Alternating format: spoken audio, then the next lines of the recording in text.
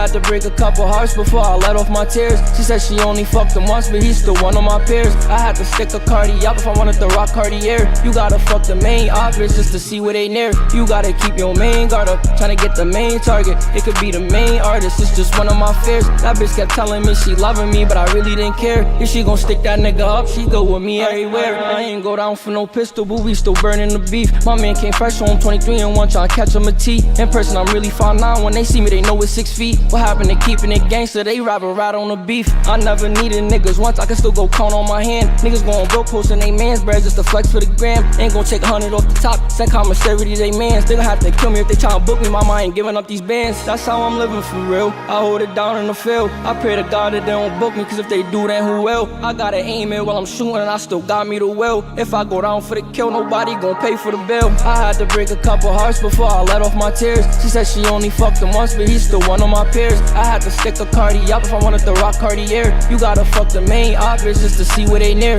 You gotta keep your main guard up, tryna get the main target. It could be the main artist, it's just one of my fears. That bitch kept telling me she loving me, but I really didn't care. If she gon' stick that nigga up, she go with me everywhere. You gotta keep your main guard up, tryna get the main target. It could be the main artist, it's just one of my fears. That bitch kept telling me back. she loving me, Air horns, we back. If she gon' stick that nigga Yes, up, sir. she go with me everywhere.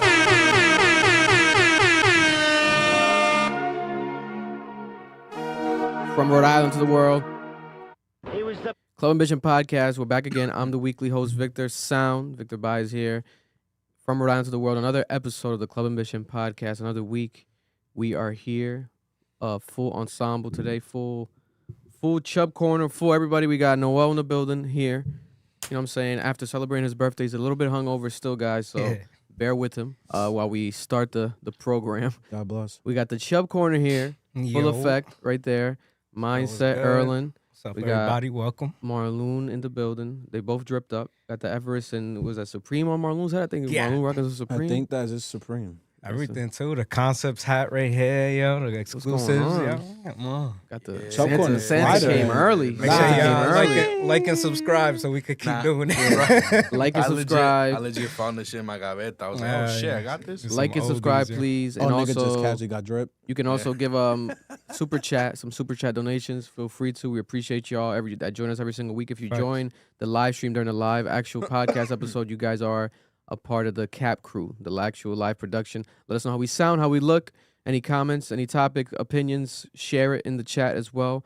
We do this every single week, Monday nights, 8 p.m. here from Rhode Island to the world, Eastern time. And also, shout out to our sponsors. This episode is brought to you by Dave's Hot Chicken. Shout out to Dave's Hot Chicken located in Middletown, Rhode Island. That's right, Dave's Hot Chicken. We did the Reaper Challenge recently. We're still a bit, we're still recovering from that. My stomach lining has been, still a bit inflamed. But we want to shout them out. Dave's Hot Chicken, new location announcement coming soon, maybe top of the year. We might have Aiden come through the actual podcast again and announce that for you guys because there's a lot of chicken spots opening. There's a lot of competitors, you know what I'm saying? So Dave's Hot Chicken, they're going to get in that field. They're going to start opening up some more locations in Rhode Island. They're having a chicken off? Soon. There's a chicken off, you know what I'm saying? It's a wing off or a patty off. You know what I'm saying? Also, shout out to this episode is brought to you by our other sponsor, Mother Earth Wellness. That's right, Mother Earth Wellness. Check them out in Pawtucket, Rhode Island. Use our promo code Ambition10 for 10% off your entire purchase. MotherEarthRI.com. Visit them. Mother Earth Wellness in Pawtucket, Rhode Island.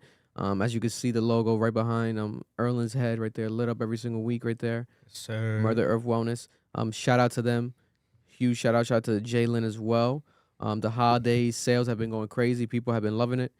Erlin, he's still a bit off the ground, a little bit off the ground from last week's care package. You know what I'm saying? Shout out to Jalen and Mother Earth over there in Pawtucket. Also, shout out to our new sponsor. That's right, this month, new sponsor. They should be stopping by at the end of the podcast.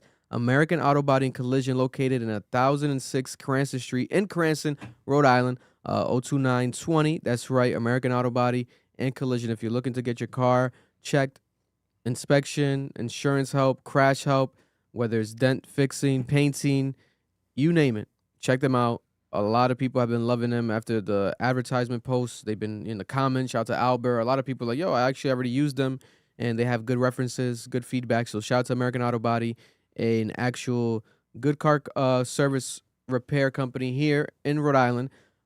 401-228-7300. If you're looking to give them a call, give them a call. And they're going to also stop by at the end of this podcast here. Also, shout out to all our loyal listeners, right? Last week, a lot of people got the Spotify Wrapped. It dropped last week, and a lot of people were adding us, mentioning us, reposting us. Shout out to them. A round of applause to them. There's a lot of people that listen to us very, very religiously, and we appreciate y'all. A lot of people in our top, they said that they have the Club Ambition podcast in their top 0.1%. They're the listeners, right? That means that they probably listening right now. So we love y'all and appreciate y'all. And a reminder, check out, it's a podcast network. So shout out to our Spanish podcast, El Poca, as well. That drops every Friday night. We have a special exclusive interview this week dropping with a presidential candidate for the Dominican Republic, right? Trujillo's nephew, or grandson, technically. Trujillo's relative. Very crazy conversation dropping this week on a Spanish podcast. So I recommend you guys to check that out. Make sure. My daughter's almost here. Hey. Any minute now. It might happen during the podcast. The water That'd be crazy. is pending a breakage at any moment. I want to see how fast Vic can jump over this that white table in front of him. It's doable. It's doable. Probably live streaming with the phone and chase him as he goes through it. It's doable, man. It can happen Probably any gonna be in the moment. hospital tonight. Yeah, the Asia human, might beat her ass. Yeah, What the fuck you guys doing? the human body's a very excuse me, Doing special live commentary. present from God, especially the woman's human body. They go through a lot, so you can never call. It can happen any moment, but I'll keep you guys updated with that. My daughter's almost here. Also, end of the year, right? So next week I'm gonna make the guys do their end of the year list. Top 5 songs, top 5 albums. No, my bad. Top 10 songs, top 10 albums, top 10 shows, top 10 movies, top 10 hip hop songs, and top 10 rap albums. That's coming with for you guys next week with us. A preview of what could be named, right? Rap Caviar, before we walked in, dropped their best hip hop songs of 2025 list. They had Chains and Whips, number 1, Clips. They have Wham Whammy, Pluto, number 2. Bodies, Offset, JID, number 3. Nokia, Drake, number 4. We getting fucked tonight. Gunna and Burna Boy, number 5. Take Me Through There, Metro Boomin and Quavo, number 6. Lemon Pepper Steppers, I love that song. Freddie Gibbs and Alchemist, number 7. Legends, Quavo and Little Baby, number 8. Oh, what the hell? Munyon Canyon, Larry June, 2 Chainz, Alchemist, number 9. And Hello, It's Me, Hello, Cardi B, number 10. I don't know about that Quavo song. Quavo and Little Baby, that should not be on any list. You hate Lil Baby, bro. Yeah, listen, it's just a top It's been 10 very slow for him. top 10 hip hop songs, and we're gonna put a Little Baby and a Quavo song. Neither of them are deserving of that. Whammy was fire, but top 5, top 2. That's ridiculous.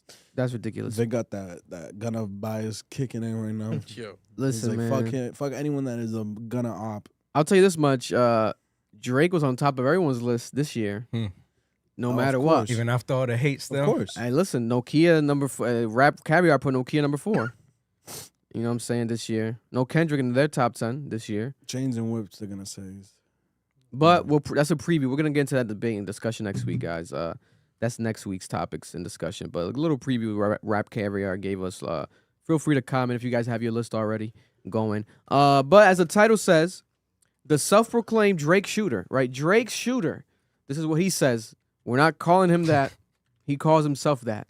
Top 5, right? An artist, rapper, recently incarcerated, had a very popular case all over the internet. Top 5 from Toronto, Canada.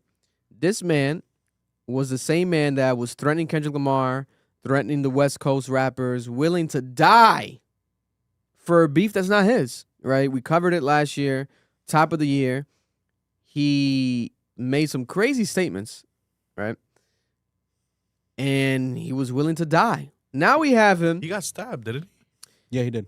He got stabbed In England, in the car. He got stabbed in a car. What was it in In the UK, in no? the UK, In the after a UK? concert. UK, yeah, after in a the concert in UK? This man was willing to die for Drake. There was rumors Almost that did. Drake almost died for Drake, literally, and there was rumors that Drake paid his lawyers Never When he confirmed. first went to jail. But he said that Drake, paid the lawyer fees for him when he went to jail. So he basically got out of jail because of Drake's help. But now he's online trolling Drake, and he's calling Drake disloyal after Drake promoted Pressa, another Toronto artist's album. Pressa has worked with Drake before. Mad times. Novocaine Press. Pressa has a new album called Press Machine 2. And Drake posted the album on his story. But Top 5 and Press have, I guess, a beef currently. I thought that I remember them being friends, being allegedly the same gang or same crew from what I recall. But Top 5's saying that Drake's disloyal, and he posted Kendrick Lamar, and he posted Not Like Us, and he's praising the song Not Like Us. He says, tell me that's not crazy. He goes and posts my ops music. Pressa was supposed to perform at Wireless, and I told Drake if he lets this guy perform, it's a problem. So Drake pulled him out last minute, he says. It's a problem. Remember, Drake had a song with Pressa that was supposed to drop, that leaked. Those teenagers leaked that song with Pressa that was supposed to be coming soon. That was allegedly the Iceman episode 4. And the song sounded good. Pressa sounded good. Never came, right? Maybe it's because of Top 5 too. He says that Drake, that part where he says Chubbs with the hand-me-downs, that's facts. He's talking about Kendrick Lamar. He's saying that Kendrick Lamar's lyrics, and Not Like Us, where he talks about Chubbs passing hand-me-downs to Drake, The girls is facts. And stuff. Shit. How's the line go? Chubbs with the hand-me-downs. I forgot that lyric specifically. Yeah, that's basically what he was saying. He was talking to academics about this over the weekend, Top 5. And he says, when I said that this guy's my op, he wrote, I'm trying to make Toronto look good. I said, I'm going to make LA look good tonight. Dang. Just like that. Yeah, no. I don't know. I thought that this was like trolling for like promo. I also thought that. But then I did see him actually speak to Hitta J3. Hitta J3 was on the GNX album. This is an artist from Compton, California, and he's also reportedly cousins with Kendrick Lamar. He DM'd Top 5, and he says, oh, we homies now, LOL, I bet. And then Top 5 told Hitta J3, my dog, what up? And he says, what hattin', gang? You see how shit be? Stay true to you. And he says, man, that nail polish guy a weirdo. For real. That's crazy. So now Top 5's calling Drake the nail polish guy. Yo, what a flip. And he followed Hitta J3, Kendrick Lamar's cousin and collaborator from GNX. That's crazy. Because Hitta J3 was one of the main niggas that were on Twitter, like, clowning. Ready to clown. Top 5, yeah, and saying, oh, I'll pull up to you, this and that. He was ready to, like, really, like, body this dude. So for them to interact like that, this is nasty, bro. Yeah, I don't know what's going on. I thought, I'll ask the internet, if the chat knows, but why is Pressa and Top 5 beefing? It has to be some street shit, obviously. But they were fine. Supposedly it was like due to money issues, like the transactions never happened and stuff, and just things like that. They just found each other fake, It says here that Pressa accused Top 5 and his associates of being robbed for their jewelry and then paying blogs and remove details of the incidents online, which is considered significant, a sign of disrespect, blah, blah, blah. Top 5 in turn denied being robbed and alleged that Pressa's own partner had his watch and chain stolen. The feud got crazier when Pressa used a rat emoji in an Instagram post calling Top 5 a rat. Rats calling rats? Top 5 criticized Pressa for not attending the funeral of another Toronto rapper Houdini. I remember the Houdini story. And then a sensitive point related to the loyalty and community ties. This Toronto beef is hilarious. Yeah, so, and this happened this year, a couple months ago. We just didn't cover it because it was a Toronto beef issue. But that's crazy. I don't know. It feels weird because if this man was really this loyal, you're willing to die for Drake just to flip just because of because Drake's co-signing the artist, but he's already worked with Pressa. Murder beef. You think it's that deep? Where it's like he's like, yo, it's this deep. Why are you co-signing Pressa? Yeah, it probably got worse since they first collabed. But I mean, Top 5 is kind of like Pressa too, because it's like Drake co-signed him and try to big up him as an artist too. It's not like he was like his brother or something or like really in part of the group. So it's like, for Drake, where do you draw the line at? How do you pick sides at that point? Because you treated both of them the same, you know? You try to help each other out, but now they both came into a beef themselves. So these people just goofy to me. Because Top 5 as a street nigga should understand. I'm not expecting a civilian to go by, street code. Like, Top 5, Pressa, and I don't know if Pressa's involved street. I'm not going to put that on his body. But you can't assume that Top 5 and Drake are in, like, the same mindset in life. Like, Top 5 getting stabbed in the UK. Drake doing concerts in the UK, fucking bitches. Like, you guys don't live by the same code. So why would you, like, it's like you're saying, like, why would you expect him to ride for you like that? That doesn't make sense to me. Here's some of the audio. Where he calls Discord. Friday, join Discord. Academics calls. You can break it down for me? Top 5. I'll go in my room. Let's see. Break it down. Because, you see, people are confused. They're like, yo, when Drake is going through stuff, you're the only guy they hear, and not saying that he doesn't have more people, but you're the vocal person online, and you're always like, yo, I'm riding for the guy. That's my guy, right? And then look what happened. Look what happened now. Look what happened now. Oh, okay, so break it down. So these days, it look like you and Pressa aren't seen eye to eye. Could y'all reconcile it now? Yes, sir. I don't like being around trannies. That's the real issue. Oh, Jesus. I don't like being around trannies. You agree, right? I mean, he's calling him a tranny. Who's a Pressa? transsexual in this situation? Oh, he's saying he messes with tranny. No, Pressa's a heterosexual. No, he's saying Oh, because okay, he looks said kind of Pressa, feminine. yeah. Because That's what they're saying online, bro. He's asking people these type of questions. What? So tell me if that's not crazy. Okay. He goes and posts my ops music. Okay. So for whatever reason, you and Pressa don't really get along. Do you care to explain why I don't get along? Because you know what? The other day you called me and I said to you, I swear to God, you can ask anybody. I put that on all my dead homies. so Pressa, it's like- Pressa was supposed to perform at Wireless, Yes. But then I told Drake, and if you I'm not on step to stage, Drake and say, "Yo, this can't happen." no, but it's not even like a bad mind thing. It's like I'm the one that got him at first. I'm the one that, I swear to God, you can call Drake right now. I'm the one that said, yo, Drake, get him to perform and we're cool.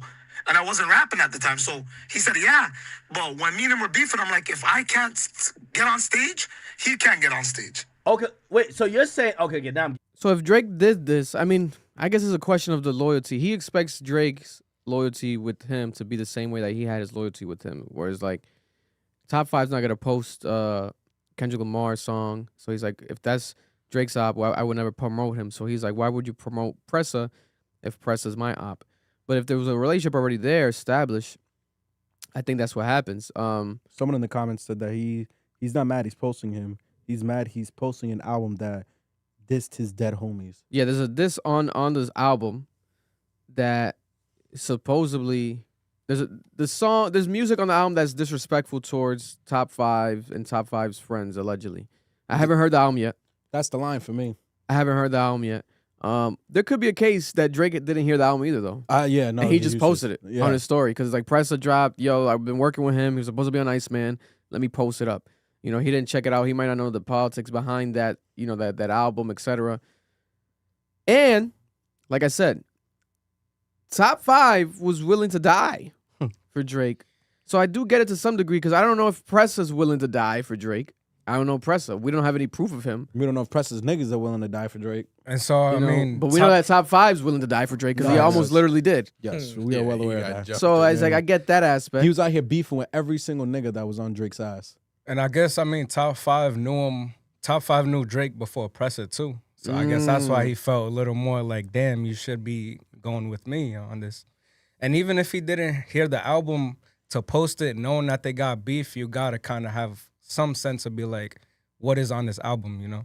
Yeah, because rappers take reposting each other's work very seriously. Very seriously. I remember Meek Mill mentioned, I believe, that one of the things that sparked the Drake beef too Is that he didn't repost was his that album. Drake didn't post his album when it dropped. Yeah, no, that's literally what it started. So that's something that made him be like, yo, fuck it. I'm a tweet about this guy having a ghostwriter because he's not really my friend. He's not supporting me. Yeah. Like if Drake posts my album, my shit would be litter. Yeah. You know, I'll get more attention. But Drake didn't repost it. He reposted everybody else, but not me. I'm Back meek. then, that was true though. Like 2014, when that album came out, nigga, that was when Twitter was hot and like everyone was on Twitter, everyone was on IG. Like the algorithm wasn't like ad based, so you could see someone's post. Yeah. I remember, bro. Like Meek was like, nigga, I think Drake was on the album too, and Meek's energy was like, nigga, how are you? He was because he was on Rico. He might be with the Rico. Yeah, no, he was on Rico, and he's like, bro, why didn't you change your profile photo to the album cover? Why didn't you repost the album like everyone else did? And that's what started the beef. Listen, if Drake didn't post Pressa's album, Oh, it would have been beef. Pressa would have been mad too. Hell yeah. So Drake probably was caught in a pinch. You know what I'm saying? He could have asked. He should have Top 5. posted it on Close Friends and then have everyone in his close friends except for Top 5, and Top 5 wouldn't have seen it. I think that's the way that Drake should have did this. He also could have just ran it by Top 5, but like, yo, I gotta do this politics, bro. I hope you understand. Like beforehand, give him a call. Yeah, just be like, I'm not supporting these niggas like that. But then, isn't it fake though of Top 5 to go now mingle with the ops with Hitter J3 and Kendrick's team and posting the Kendrick shit? Like that's feel like That's some petty. That's female petty. shit. You know? That's petty. That's That- jumping the line crazy, bro. Yeah, 'Cause that's yeah, not yeah. his. Petty That's not his female regular shit, op, bro. bro. That's his Yeah, top op. Yeah, that's that's kinda, crazy. They were like giving each other like insults or threats in the past, directly Hitter J and Top, and now he's like trying to be friends with him. I think he's to annoy Drake, Yeah, but I think he's trolling when he says like we good now. Like he's trolling clearly. if Drake did pay for your lawyers and you know Drake put money behind you and helped you legally, I feel like Drake posting an album Shouldn't matter. shouldn't bother you, because if you know Drake got you in real life on some real shit, then just posting the album shouldn't push you to the point that now, you know, you're crashing out. I think it's just new age corny niggas, bro. Like new age street niggas be corny like this. Yeah, I don't know why top 5 gotta. And I wish that since he is a rapper, take it to the raps. You know what I'm saying? Like if press a diss press it back. Like let's get to dissing. You know what I'm saying? Them niggas will kill each other. Or diss Drake. Someone in the chat, which was a super chat, Jeremy Cole with the 199. Pretty much, he's saying it right here. He's like, that's what Drake gets for transactional friendships.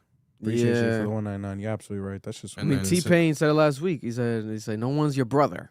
Yeah. Brother, you're not my brother. Fuck you, T-Pain. Fuck you, Khaled. yeah. There's another one. You want to read that one? Yeah, Fever R, appreciate you, bro, for the 499. That's Shane. Shout out to Shane. Yeah, shout out to Shane. He said, hope y'all are well. Got a gift for y'all soon. Appreciate you, bro. Appreciate Let you. us know, Shane. Much Come love. through. Maybe Yeah, through come the through. last episode of the year. You let me know, brother. Much love to you, Shane. I think I saw you from a distance at Market Basket today. I'm not gonna lie. I was in a rush, but I think I might have seen you today, Shane. If you were there, and then you were there. You buying some let us weenies? know in the comments. Probably, yeah. Not a little steak bomb, little steak sandwich. Little steak sandwich. You know what I'm Philly saying? cheesesteak real quick. But yeah, this shit was funny to see. Hilarious. Because it's like, brother. Also, you don't want to go. He's not gonna. Do you want to go to war with Drake? I don't see that ended for top 5 good either. You know what I'm saying? But technically, it's like if that's Drake's shooter, if that's Drake's street credibility. We don't know what they're saying he's that hot nigga in Toronto, so I don't know how bad it would actually go for him.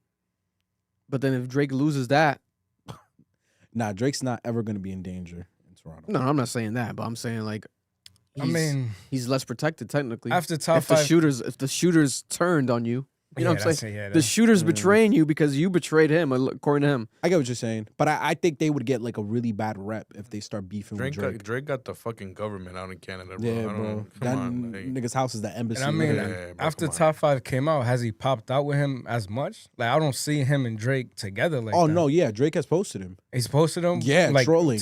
But like with him though, next to Yeah, him and shit? yeah. That Damn. photo where he looks like an old ass man. He was there. Yeah, he was with top 5. God bless. God bless. Nigga looked like who? What did they say he looked like? Benzino. Bro, that photo's hilarious. Yeah, no, that shit. This shit's crazy. But leave a comment down below. What do you guys think? What's your prediction with the top 5 in Drake's saga? Are we gonna get Pressa chiming in? Are we gonna see Drake and Pressa posted up? Are they gonna get closer? Are we gonna get a cameo from Drake in one of the Pressa music videos soon? I'll check out the album. You know what I'm saying? Pressa. Let me look it up right here. Pressa, Press Machine 2. Got Honcho on it. Bun Dog. Yeah, I seen Bass Drake's Swag. out on it. Quinta Mills. That's why I thought it was Quentin Miller when I first read this track list. I was like, Quentin Miller? That's even crazy if you reposted that. But it's Quintana Mills. 14 tracks, 30 minutes long, short project. Yeah, I don't know where's the diss specifically. It might be something where it's like they know more than us, It's obviously. Canadian beef. Because it's like, yeah, it's like saying people's names that we don't know, etc. Yeah. But God bless. Someone that I think, I said it before, I think this man needs to rot in hell, and he probably will without us even needing to say it. But Diddy, the Diddy documentary is fully dropped. Did anybody in here watch it other than me? Yeah. You watched it fully, Earl? If you watch it fully, wow! Shout out to the Xbox boys too, because we had a Diddy watch party. That's we hilarious. we was squatted watching it. So. That's Yeah, fun. Really? I only got Yeah, past that shit. episode 2. Episode 2? Yeah. You didn't watch it at all, Mar, right? No, I don't got Netflix. Damn, nigga. Shut up. You I don't would wanna have spend streamed in $9.99? the Xbox party. Yeah, we could Huh? have done Clearly, it. you didn't send the invite, bitch. Damn. Could have streamed But- that Discord for you. That was insane though, bro. Yeah, listen, I'll break it Crazy down. I got a documentary. quick like summary, and then we'll get into it. But for those who don't know, there was 4 episodes that dropped, right? And at the end, I kind of got the feeling where they could add more if they want. I'm not gonna lie. I feel like if a year passes by, 2 years passes by, they want to add 4 more episodes, they could do it with more. And they definitely have more footage because they have hours and hours of footage that they still haven't shown in the documentary. That's been unseen footage. Episode 1 is called Pain versus Love. And it goes into the origins of Diddy, his childhood, being a hustler early on, how he moved from Harlem, Mount Vernon into the music business, and learned to build influence, right? How he founded Bad Boy Entertainment, his early years as an A&R, right? Rest in peace to a lot of people that he worked with early on that passed away. One of the stories here that was shocking to me that I didn't even know about was that in 1991, he threw a celebrity basketball event at a city college, and there was a stampede, right? And people died at this. I think it was like 23 people injured, and then like 9 people died. That's what blew up his career. And this is what basically made him famous in New York, this story, because it was all over the news. And this is basically Astro World Fest before Astro World Fest, where you were here and you didn't take the proper precautions, and people died, right? And this is the earlier example. We're talking about in the 90s, literally 1991. I had no idea this happened. He was getting cooked and torched and killed back then, right? Especially locally, because it was in a newspaper and It everything. was a big regional thing. It was a big regional thing. I didn't know this happened. Me neither. I was like, what? Like the way he said it too, like my career started from tragedy. Yeah. Like to admit that is crazy. That's to me. crazy. That is insane. And it's like, look at that way that people still go off on Travis Scott about this, Yeah. right? He wouldn't have survived this generation. Like this doc, Hell no. 2 episodes in, I already could see like, oh, you got away with shit that if you did today, they would have had your ass up the block, nigga, getting crucified. Like they'll Literally. be at your crib protesting.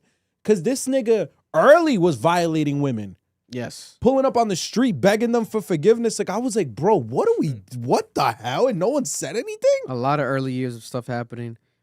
Episode 2 is called What Goes Down Must Come Up. It goes into Bad Boy exploding, Yeah, this one was crazy. B.I.G., Mary J. Blige, celebrity status. And it also goes into basically how Diddy was a spark behind the East Coast, West Coast rivalry, Yeah. and the feud with Def Row Records and Suge Knight, and how it escalated. Tupac and Biggie, and people examining and breaking down the deaths of both of them and how Diddy was tied to both of them. I saw so many people on the internet, it was like breaking news to them. Yeah. Like, oh my God, like Diddy was behind Tupac's death. Like they never had no idea. That's how big this documentary was. My parents were watching it in Spanish, with Spanish, dubbed Spanish. It's crazy. Like this was bigger right now, bigger numbers than Stranger Things. yeah. This documentary, the whole world is watching it. Every language is watching it. All countries in the world are watching it. Because it's the history of Northeast rap. Yeah, so it's things that we know because we're into hip hop and we watch a lot of YouTube stuff. We've heard these stories. We've seen the Gene Deal interviews, the Art of Dialogue interviews. Shout out to my guy Art. A lot of the stuff we've seen, but a lot of people have not seen a lot of this stuff. Yeah. They didn't even know about Keefy D. Nope. They're learning about Keefy D now for the first time. This is people that don't watch Vlad TV interviews, but they watch Netflix and they're watching this interview. They're watching all these interviews and and then they're watching the documentary. And they're like, wait a minute, what? To them, it's like breaking news. That's why I really like for the documentary, it wasn't just about Diddy. It was the story of hip hop. Yeah. Like when you're talking about hip hop in New York, like I like how they started it by presenting it at that. Like this didn't start, like basically like it started with who was the guy that he was working under? I forgot the gentleman's name. What, early on? Early on. The bald guy that passed away. Yeah. Forgot his name. Big in the hip hop scene. Yeah, I always Andre Harrell. Andre Harrell. And like that's how he started his way into this industry. And then just presenting the story of Diddy, like this is the story of hip hop. Like this is how this started. This is how it got its early remnants. Like that was dope to me. And like they continued that trend of showing how Diddy is growing with hip hop. Cause like it's like you said, people are watching this for the first time and they only know names or songs or videos, and they're finally putting it all together and seeing it at once and like, oh shit, this is a whole thing. Like there's a whole like lore and story behind this entire situation and things that I only know pieces about. There was footage of the moment where Biggie got shot. Yeah. The moment where Biggie got shot and Biggie got killed, there's footage of that, but it doesn't come out because it's covered, but people are there recording and like from a distance and you hear the audio, I didn't know that footage existed. Me personally, I've deep dived a lot, but I don't remember. Maybe when I was younger as a kid, I saw it, but I don't remember seeing that footage. I was like, damn, there's footage of Biggie being killed and like people running out the car and everything. I never saw that footage, but they showed it in this documentary. I'm like, damn, it's crazy. And it's Tupac, crazy. Tupac too. Yeah, there was photos and another one with videos. Tupac, yeah. And I didn't know that Tupac actually did a lot of interviews talking about those situations. Like Literally saying like, yo, like I saw the light now too. Like it's like yo, we were going to places and next thing you know we're getting shot up, but nobody else was invited to that place but us. Yeah. So it's like, I mean, was it snitching too at that point? But at the same time, he was telling people what was going on and still. Yeah, I think it was Waka Flocka or someone. It might have been Waka Flocka, but someone recently also said like if Diddy had anything to do behind Tupac's death, that fuck him for life. A lot of people are coming to that realization as if like, damn, he might have actually had something to do with Tupac's death. I forgot that fact too, that Tupac was speaking to people saying like, for example, the first instance was, it comes down to this: Biggie and Pac were friends. Yeah, they got close. Pac was bigger than Biggie at the time, especially representing the West Coast. He was higher in the charts, and they got popular both. They got more popular. Biggie got more popular, and they wanted to be around each other, work together, right? Tupac brought Biggie on tour and on stage to perform with him, etc. And then their relationship got bigger, and they were saying, the people around them in the interview said that Diddy got jealous of the relationship and the friendship, and he wanted that type of friendship and closeness with Biggie that he already had, but then he felt like Pac was getting in between it.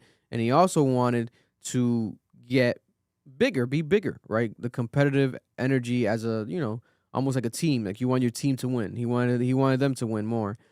And eventually there was an incident where they were all at a studio in New York, and as I believe Pac was leaving in the elevator, he was going down with I think C's from Junior Mafia. Yeah. Close friend of Biggie, best friend of Biggie, crew member. that's who they saw. And they got shot, right? They were shot at, and then Pac was shot at. And there was rumors of this being a Biggie friend or Biggie affiliate, right? And Pac says that he has evidence that he knows that Diddy was behind this, that Diddy was the person that tried to kill him. So ever since then, he was beefing. He didn't fuck with Diddy, and he felt like that they wanted to kill him. They wanted to eliminate him. Yeah. That is some sick shit. If that were to happen today, oh no, that would be all over the internet. Insane. Like Yeah. I don't think people understand the numbers and like the stats and like the way that the media would cover it, only focus on a story like that. Like Yeah. It's insane, right? And then the like on the mixtape, the $1 million put it on your head bar, like that was crazy. Yeah. That was Yeah, crazy. there were stories, right? Eventually, it got to the point where he was in Vegas at the Tyson fight, and he got into it with a person that was a Crip representative member, and he saw him there, and they started fighting at the fight as they were walking out, and then eventually driving out of the area or in the nearby vicinity, driving, Pac was shot at. Right, Pac was shot at. His car was shot at, and he was killed. Right, he was killed. And this is something that again people tied to Diddy, especially because Keefy D, this guy that Pac believe got into a fight with, I believe was his nephew, Keefy D's nephew, or another Crip member, and Keefy D was like a notorious Crip in L.A. or New York, California, and he was like notorious for like being like a boss, top boss, but he's now he's been arrested recently too and everything, but he's been interviewed about this, and he had a proffer. He spoke about this. They played the proffer in the actual documentary, him speaking about this, saying that Diddy was supposed to pay him I think $1 million or like $500,000. Yeah. And he never got the proper payment. And eventually there's another song that comes out where Diddy's talking about fuck with me, I put $1 million on your head type shit. Almost bragging about that idea about putting money on people, put a hit out on somebody, right? Which is insane, because when you have, all these ties to these stories and these fights, etc., why would you want to put yourself in this type of predicament, right? And just basically indict yourself. But this was hip hop, back then. And also to show the power, that's really what he wanted. He wanted to be the big boss and the everything. ego. So, But I think Put his dick down. I think that's why they started this documentary, talking about him being this awkward kid who just wasn't really raised in the streets. He was raised kind of, in the suburbs with his mom, who raised him around a traumatic like prostitution life. Yeah, she definitely started a lot of the little freaky things. Yeah, like he probably was like touched or molested as a child. Like that, I could assume that just off of the way they like presented it, because if they're dancing on the stage in the middle of the living room, like there's something off about that. But it was like the way they kind of emphasized, like, this ain't some street nigga. Like his mom had street ties, but he didn't. His camera keeps like focusing and losing focus whenever he's like making Is it good now? gestures and shit. Oh, my bad. Yeah. So this is my thing, is like, when it came to the Diddy shit, like they did a really great job at showing like this nigga was trying really hard to fit in. Yeah. So I could see a world where he's around all these street niggas when we're in the junior mafia era, and he's just trying to fit in. He's trying to show like, I'm that nigga. I'll fuck anyone up. I'm a street nigga too. He's around all these street niggas, and I think it really like got worse the more power and money he had. Yeah. This is it's been a really good Diddy. It's a really good documentary. Like in general, the way that they show the footage, the way that they place everything, the sequencing of everything, of the clips, etc. I liked it a lot. The Tupac and Biggie stuff is very interesting, because I think that there's a world where Diddy comes out of jail a couple years from now, comes out of jail, and then he does get tried for the murder of Tupac. I definitely see that happening. And I think everything that's happening to him even right now is a lot of karma for a lot of that stuff, because I felt like that for a while. Like, He's been getting away with a lot. he's been getting away with so much, where it's like shit's gonna catch up to you and God's gonna get you, because since the beginning, right, prior to the deaths, etc., there was already allegations of you sexually assaulting women, right? You do that once, and you're already a piece of shit. But you do it multiple times, and then now you are involved allegedly in these murders of these superstars. And let's say, just put yourself in this predicament, that idea of being behind the murder of Tupac, which many people call the greatest artist of all time, the greatest rapper of all time, one of the greatest minds to ever live, and you're the person that took him off this earth. Why would you ever expect any ounce of respect, love, grace ever again? Right? It's insane. And then this documentary paints that, where you could see like, damn, like this guy just did this and got away. And I love how they kept highlighting like all the allegations and all the things that he was getting tried for, how he was just like, it was dismissed and he only got 50 months, you know, only 4 years for everything. The sexual assault, all that stuff went out the window and he got hit for the lowest thing that he could probably get hit for. So it's crazy. It was more, I feel like it was more to just shine a light on, like, even though he probably won't get tried again for anything else, because, I mean, they arrested Keefe D for the murder of Tupac, unless he comes out and says, like, you know what, they set me up. And still have to here's prove it all the too. proof. Yeah, here's all the proof. Here's everything. They paid me. They forced me to. You know, most likely Diddy's going to be cool with that. But now everybody knows more of the story, you know. Outside of the prison system, he's going to be even worse, I think. I don't know. A lot of people ain't fucking with him. A lot of celebrities that vouched for him before he got into jail are turning on him too. Let's keep it a stack, bro. With everything that's come out with that, you know, with the documentary, you guys are talking about shit. He might be safer in jail now. You know, bullshit. Let's be No honest. bullshit. The thing was, on the internet, a lot of people saying like a lot of this wasn't new information. It's just we put it all together. Yeah, they policed it. You know? Yeah, I think the bigger issue here is the thing I was talking about last week, where it's like now we have a database to always go back to, and whenever he speaks, we can be like, "Oh, nigga, you're not. I know you're not talking." And it's your videos. Like, you recorded that shit, bro. Like, you wanted this out there. Exactly. Here's a clip from the documentary. Put it up a bit more on that end. Do you know who was responsible for the killing of Tupac Shakur? No, I don't. I have that complete, total control. You're my artist. You're my best friend. You're writing this song like 30 motherfucking days. I pay you. You work for me. I make hits with you. And who's this guy? Why do we need him in the picture? Guess who go with? Tupac was a very likable person. All the women loved him. Being a rapper, being a movie star, for Sean, being a marketer, you're a manipulator. Imagine being that envious. You want to kill this man. Fame with no manipulation. Puff is, to me, very threatened by Pop. When I reflect on how this all came into play, it's a trail. City College. That's the city college where 9 people died. Then it became the ability to get away with anything. And then you circle in the fact that he has legit money. Then you have the antagonist, Tupac Shakur.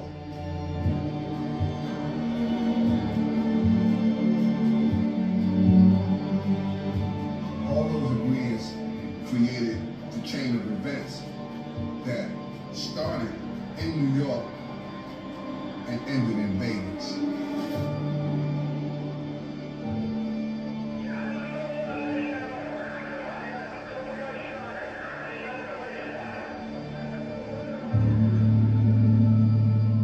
Do you know who was responsible for the killing of Tupac Shakur? No, I don't. Hey, don't bullshit me. I won't bullshit y'all. It's Keefe D talking. In the year prior to the murder of Tupac Shakur, he has had several conversations with Sean Combs. And then you threw a party at the little club down Monica. That's where I'm in. First day I'm in for. Sean Combs' affiliation with the Southside Crips came by way of a New York street figure known as Zip. Zip set up the introduction between Combs and Keefe D. It was nothing you made the record. You don't know King Noel. Yeah, that just them. Yeah, we were on the building. You can tell if he was seriously, man, I need to get rid of this guy. He's looking at you in the eyes and he's like scared. Yeah. You tell him we'll do it for $1 million, and he's like, okay, I'll do it for $1 million. He agrees, you shake hands or something like that. What happened? He Like, man, all shit out. We wipe their ass out quick. You know, it's nothing. Crazy. I can't lie. It's really good storytelling because it makes you believe that this nigga Diddy really did it. Bro, I $1 mean- million. He's like, you guys want to ask him for $1 million? We do it for $1 million. We wipe his ass out quick. It's crazy. Bro, What? The people that's talking on the documentary though is not just no regular like narrators. Like that Kirk Burrows dude was a co-founder of Bad Boy at that time. You know, Yes. like he was real close to Diddy, one of his best friends. Yeah. Ran the money, ran a lot of his personal life. So for him to come out and say, bro, he did it, bro. But my thing is, everyone has an agenda. That's the problem here. If you watch, like, the 2 episodes I've seen, I'm like, every single person here has an issue with Diddy for a different reason. Because he snaked everybody. Yes. So I'm never going to fully take everyone's word here. Like, and that's the issue. That's why none of this is going to stand in a court of law unless they have actual proof. Because at the end of the day, you know, the person saying Diddy did it, the court is going to ask you, how reliable are you as a witness? Like, what are you getting out of saying that this person did this? There has to be more than just your words. But the doc did a really great job at, like, kind of making you ignore the fact that everyone here had an agenda for what they're saying. Like, it's not just some bullshit. I think there's very few people I've seen so far in this doc that, like, Diddy didn't snake them out. And that's why they're not here sitting down saying, fuck this bitch-ass nigga. Yeah, that's true. Yeah, because they owe the guy owes him. He owes the guy money, or he Yeah. owed it because he like owned 25% of the company. Yep. And then he threatened him to get back to 25%. He was like, I need the 100% because I gotta do this deal. And like he threatened him literally, like he's about damn near to take his life in that moment. It's like if he didn't do that. So he pressured him to do it. He's like, all right, I'll give you the 25%. And it's some crazy, crazy stories. Episode 3 is called Official Girl. Right, and it's about the career and brand skyrocketing after Biggie's death, more visibility, more fame. Right, this man obviously everywhere you take the song he made after Biggie died. Allegations about former partners, right, and artists, Cassie, etc.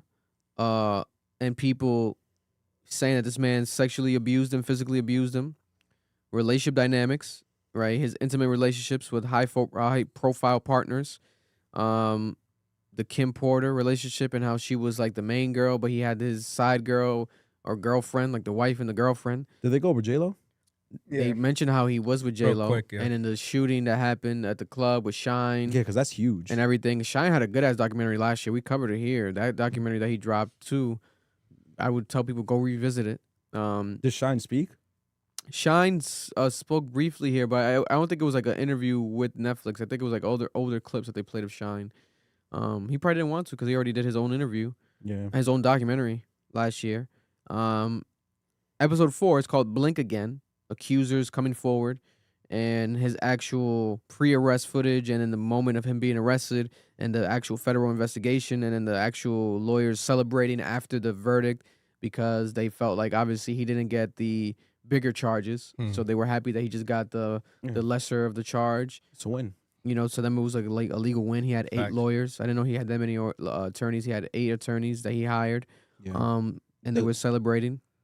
Federal investigation, and also legal fallout, public reckoning, journalists and how he allegedly paid bloggers, or his team played a PR team outside would pay bloggers or not pay him. But sometimes there was one day where they were paying them to wear shirts, and that went viral. We covered it here. But then there was a story about him not paying them, but them giving the information to the bloggers, going up to them like, "Hey, we're on his team. Like, if you want this, highlight this, cover this, etc." And then there was like a trend of certain bloggers saying the same identical thing after the days in court. So it's like him manipulating the media because he knows the power of the media, right? And interviews with the jurors, right? I think juror number 75, the guy that everyone's hating online because he just was honest. He didn't know Diddy like that at all. And he's an older guy, I think Asian older guy, or might have been Hispanic, but he was someone that he basically was like, hey, I think that they were just in love, him and Cassie. They were in love and they were crazy in love and a weird relationship, but you know, and also like this is not a domestic case because he was the one that just kind of had like that opinion that was the one that kind of flipped the script more than people expected. And there was another woman, a black woman, who got interviewed, and she was like a music fan of Diddy, but not really a personal fan of Diddy. She was in a jury, and she had her opinions that were more like, you know, she feels like he did some shit and he was fucked up with Cassie, but again, it's not a domestic case, right? And they kept highlighting that idea. Yeah, he wasn't being charged for the abuse. So they covered. I don't think it was a hit piece per se. It was just they covered shit on both ends as well, especially when you got the jurors that were, you know, non-biased. The non-biased jurors, you got them being interviewed. It makes him look better per se compared to the other shit where it's just, you know, him being charged or accused of sexual assault, etc. They did interview Little Rodney, right, Little Leroy, and they played audio that Diddy would send to Little Leroy, phone call messages, voicemails, texts, etc. about him, like paying him and him falling out with him because they made someone that kept fucking calling because they made the Love album. Yeah, and he kept calling him, and because he made the Love album, and he felt like he owed him money. Nah, bro, he said that he was like, bro, one time he woke up next to Diddy and did not know what happened. Yeah, he was felt mad sore. He was like mad sore. No, but we covered that here. We covered that here. Yeah, Lil Rod. Shit. But Lil Rod's story was one of the ones that sounded crazier. Yeah, it was But it comes to find out it's true, right? That's what they're saying. But it seems like it's true. When you look at on the documentary, it's way more believable. Because there was some stuff he didn't want to talk about. He was like, and you could tell like he was traumatized him. Apparently they were in a relationship is what niggas were saying. It could be. On his point, he was just saying like he just kept getting drugged up so much that he didn't know what was going on. He said that Diddy went up to him one time. Diddy went up to him and showed him his phone, and it was like a white guy getting fucked in the butt. And he was like, "This is how you make power. This is how you become powerful." Bro. And he was like, I don't know what you mean by that. That's insane. But it's like, you know what that reminds me of? The Kanye West documentary where he showed the executives of Adidas a gay porn video and he's like, this is what you're doing to me. Fucking me in the ass. It's crazy. Yeah. Nah, that documentary's wild. Oh my God. The documentary is crazy. There's so much that happened. I like it. I'll give it a 10 out of 10. Yeah. And also for people, 50 Cent's not in it. He executive produced it. He put his name on it at the end of the credits. It says it every episode. But I need to know the role he played because it's a great story. But it's like, I think that it's something that it's not like it's like 50 Cent's being interviewed, talking about it, etc. He probably put everything together though. Yeah, I he mean, might have because he does promoter, make you know? shows and shit. Like he did Power, etc. Like he's really good at that. But I mean, like the stories itself. Because the sequencing? Yeah, because the thing was like these first 2 episodes I'm watching them, I'm like, this feels like the history of hip hop. Like this feels like a lot of stuff that we've been seeing for years in different documentaries. Because I've seen a lot of the Tupac and Diddy docs, and I'm like, yo, there's information from so many different docs. There's so many different clips. Like whoever clipped this shit up, when we're talking about the videos, the news articles, they did a really great job. I think it was 50. Like I think 50 helped narrate this and give them the timeline as a New Yorker. Who's better to do it than 50? But you know what? Going back to the Burroughs dude, the Kirk guy. Yeah. He said that from day one, he was always journaling everything that happened. Like everything that happened. And he had supposedly 30 boxes of journals of everything that happened. So when the documentary came out or when he went with the producer, they just read all through that. And they were just scanning, going through that, piecing everything together. Like, no bullshit. I don't know. The way that guy, like, had everything on point and then the videos on top of it to back him up. It gave me Cootie vibes. Yeah. Like 30 boxes, bro, of journaling, everything that happened. If we're going off just opinion, in my opinion, I believe every single thing that they said in this documentary.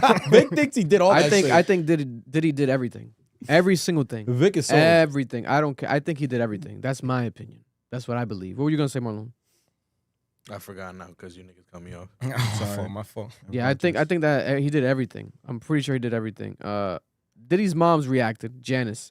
She says, I'm writing a statement to correct some of the lies. She says that this documentary is misleading viewers and that she's portrayed as an abusive parent, that's untrue, that she raised Diddy with the love and hard work and not abuse. But I'll tell you this much. I've never seen a mother come out and shit on their son publicly. Ever. Maybe ever in life. So it's like you got to take what she says with a grain of salt. She says that Kirk Burroughs, who Erlen was just talking about, he made allegations that Diddy slapped me, that my son slapped me while we were conversing after the tragic City College events. Yeah, that was crazy. He just got up and smacked her in the hotel room. Yeah, she says that this is fake. This is not true. That was a very sad day, and then for him to use his tragedy to make false narratives, etc., is wrong. She finds it offensive. She says that claims about Diddy in the documentary are wrong, as Netflix stated. Blah blah blah. The project has no ties to any conversations.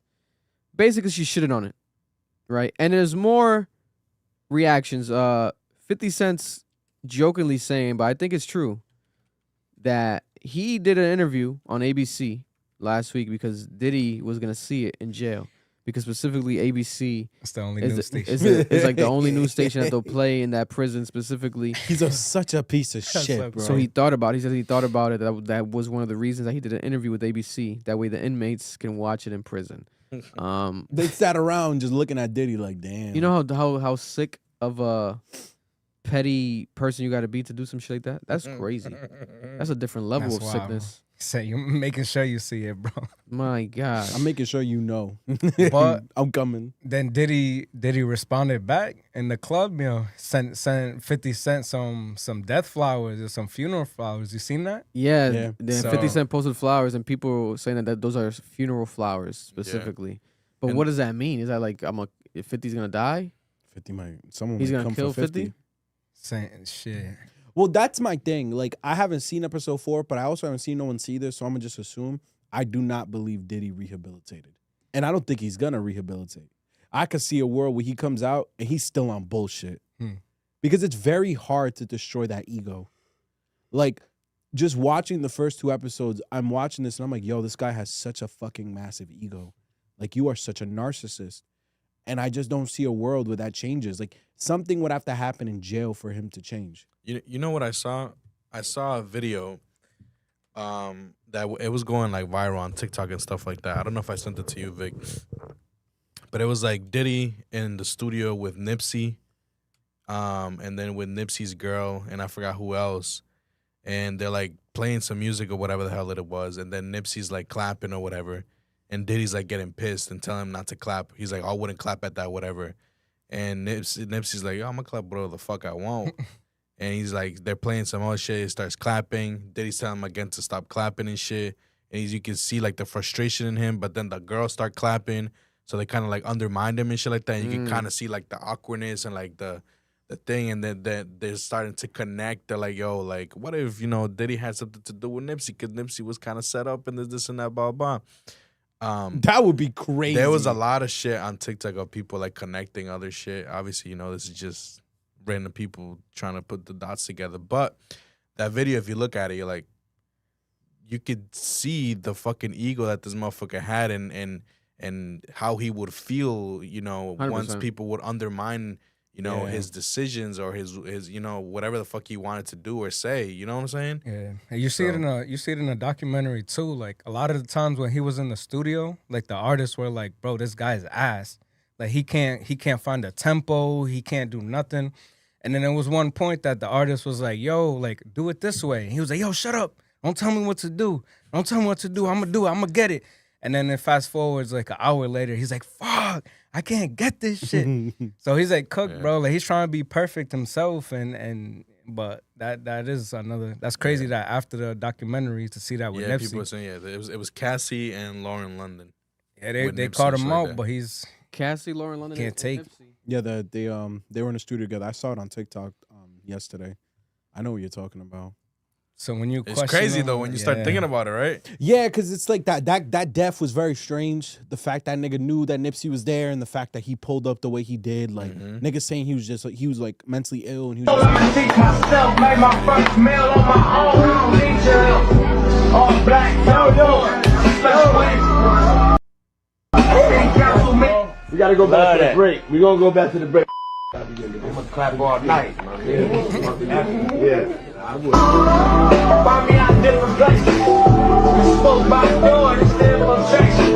Double back there, Lord. I cracked you up.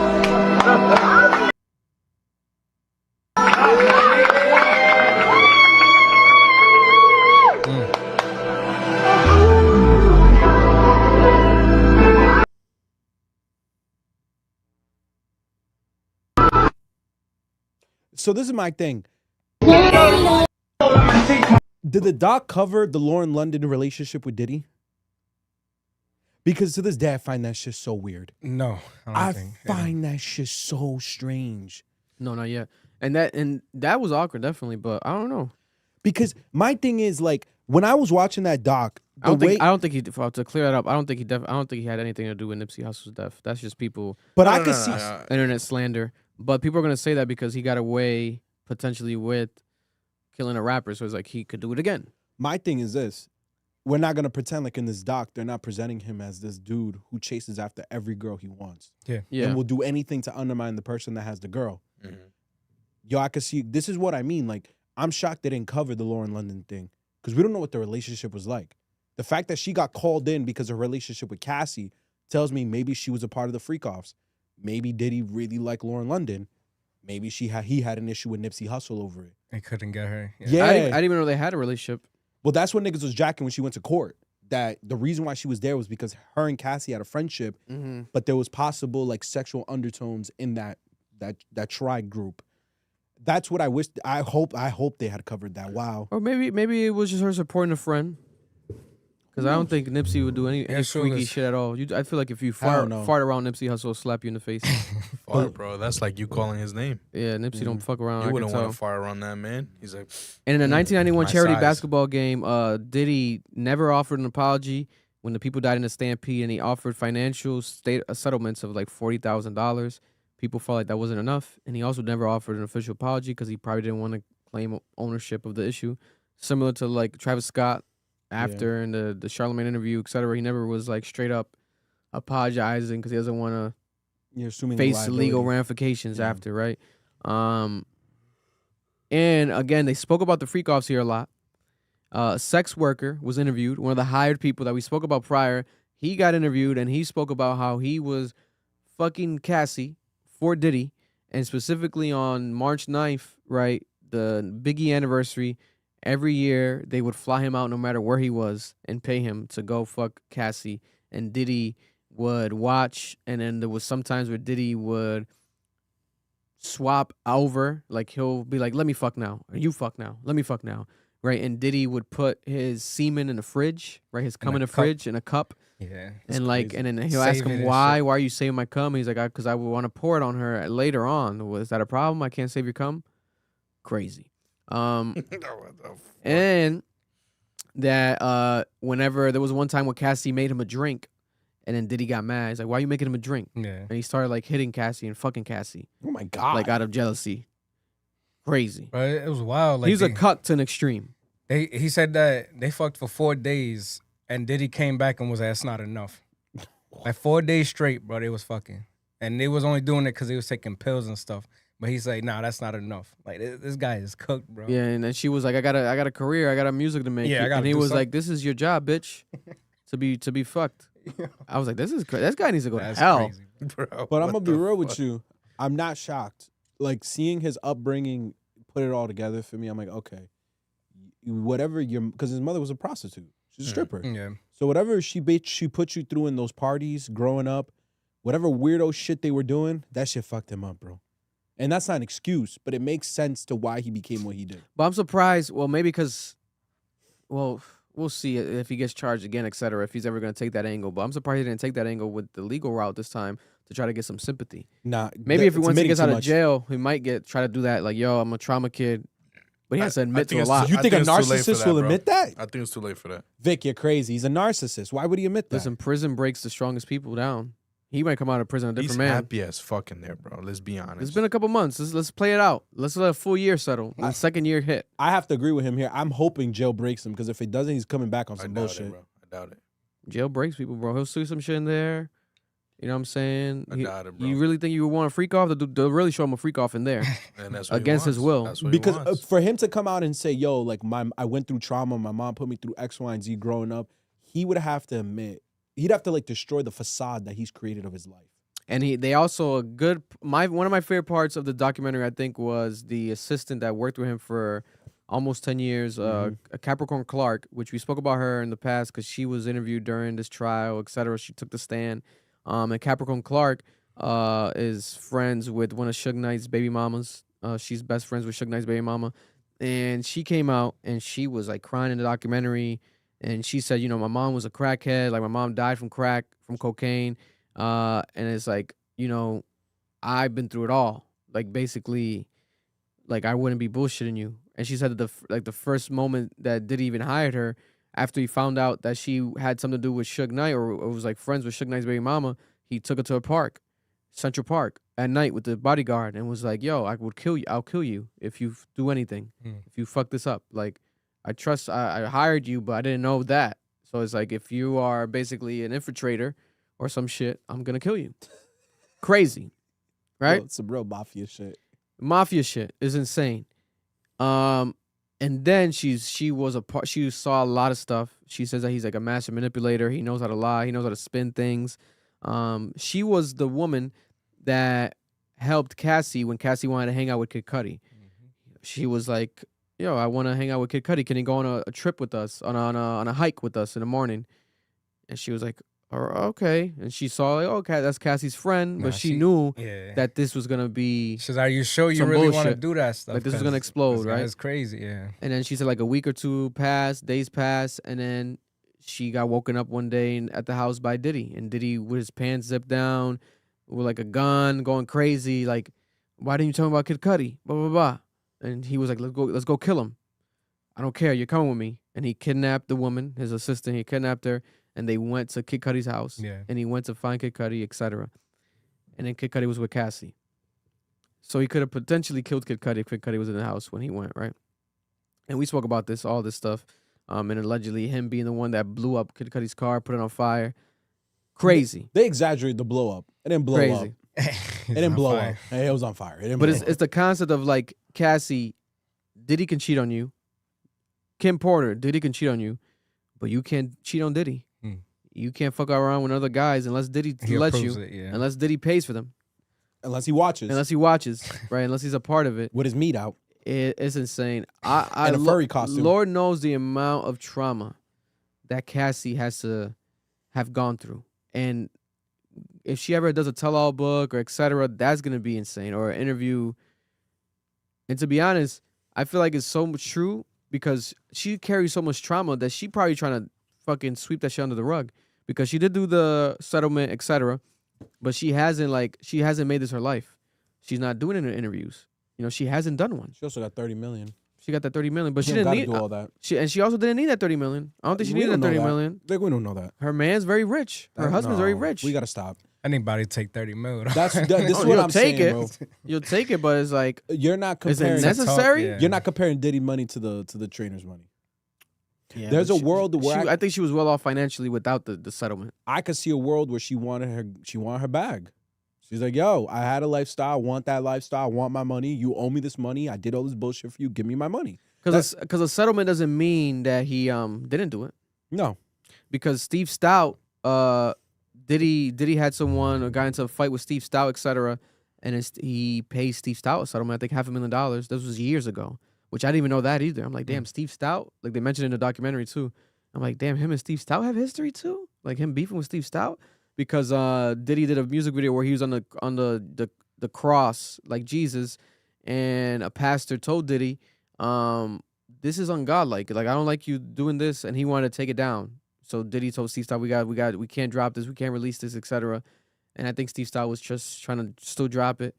I think it might have been the Nas. You might hate me now. I think it was a Nas music video. You hate me now, and they got into like a fight about it. And then Steve Stout got fucked up about it. Supposedly, I think a security guard or someone of Diddy's persons did it, and they settled out of court. So this is you know what I'm saying. I just feel for Cassie. I could just tell like this is something that is insane. Another person, Aubrey O'Day from Danity Kane. She says there's a woman that came out and said that she walked into a room and Aubrey was in the room being fucked by Diddy, and then another man had his dick in Aubrey's mouth. And Aubrey doesn't remember this, but she feels like it happened because she remembers being drugged a lot and just being inebriated, right? And she's like, this is like, I feel like was I taken advantage of? Was I abused? Like, and these are things that she's now living with. And she's like, I question it. Should I just sue this woman? Is she lying? But I don't think she's lying. It's a lot of stuff. I never saw the Aubrey O'Day stuff or interviews in the past. So seeing her in the documentary was crazy too. God bless. Yeah, that's crazy, man. And God to know bless. that like all the Good ass documentary, man. They broke it down properly. well, all the oil they used was drugged Was up. laced with GHB. Like that's crazy. That's disgusting. So like none of them saying. But like, Diddy and Cassie both came out supposedly saying that that's not true.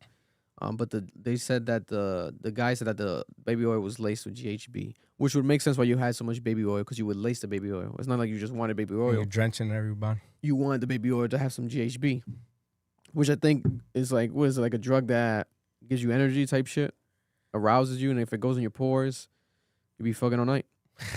You know, especially if it goes in your butthole. Crazy, man. God damn. Crazy. There's nothing wrong with being a freaky guy, having your kinks, but once it goes to the point of him also allegedly filming women, and being inspired, they said that he might have been inspired by Alpo. I didn't know Alpo, gangster from New York in the past.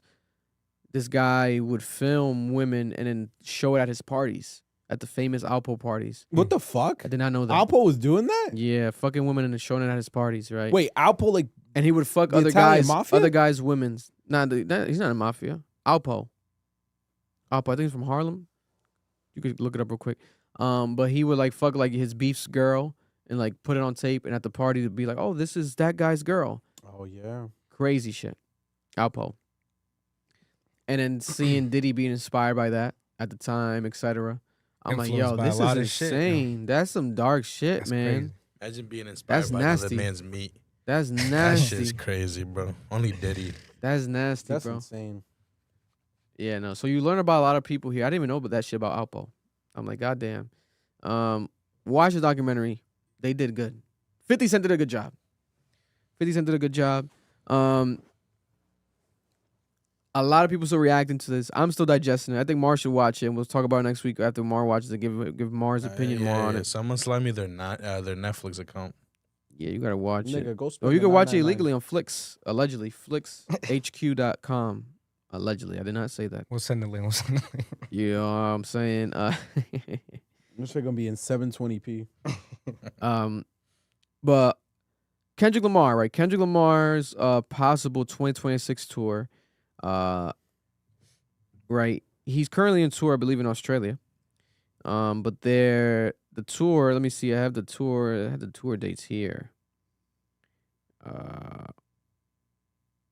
Tour date, where the hell is it? I'm gonna have to look it up again and delete it. But Kendrick Lamar 2026 tour is to show you that he's still working. And another reason I think that this album, or what it was gonna be an album, people said the GNX Deluxe, whatever the case may be, whatever it's called, the next Kendrick album, I think it's gonna take a while for it to come, because GNX is still being nominated for things and etc. All this stuff is happening, so I don't think that there's a world where he is necessarily in need of more music right now. Yeah, there's no. I don't have the here. It's not popping up now. But there was just him going into the tour and doing more dates, etc. Is something that they've been looking into and could be pushing things back. There was an interview with the producer Soundwave, which he spoke about him before. Also, he says that the GNX album started right away after Mr. Morale, actually, when he was recording Mr. Morale, to give context to people.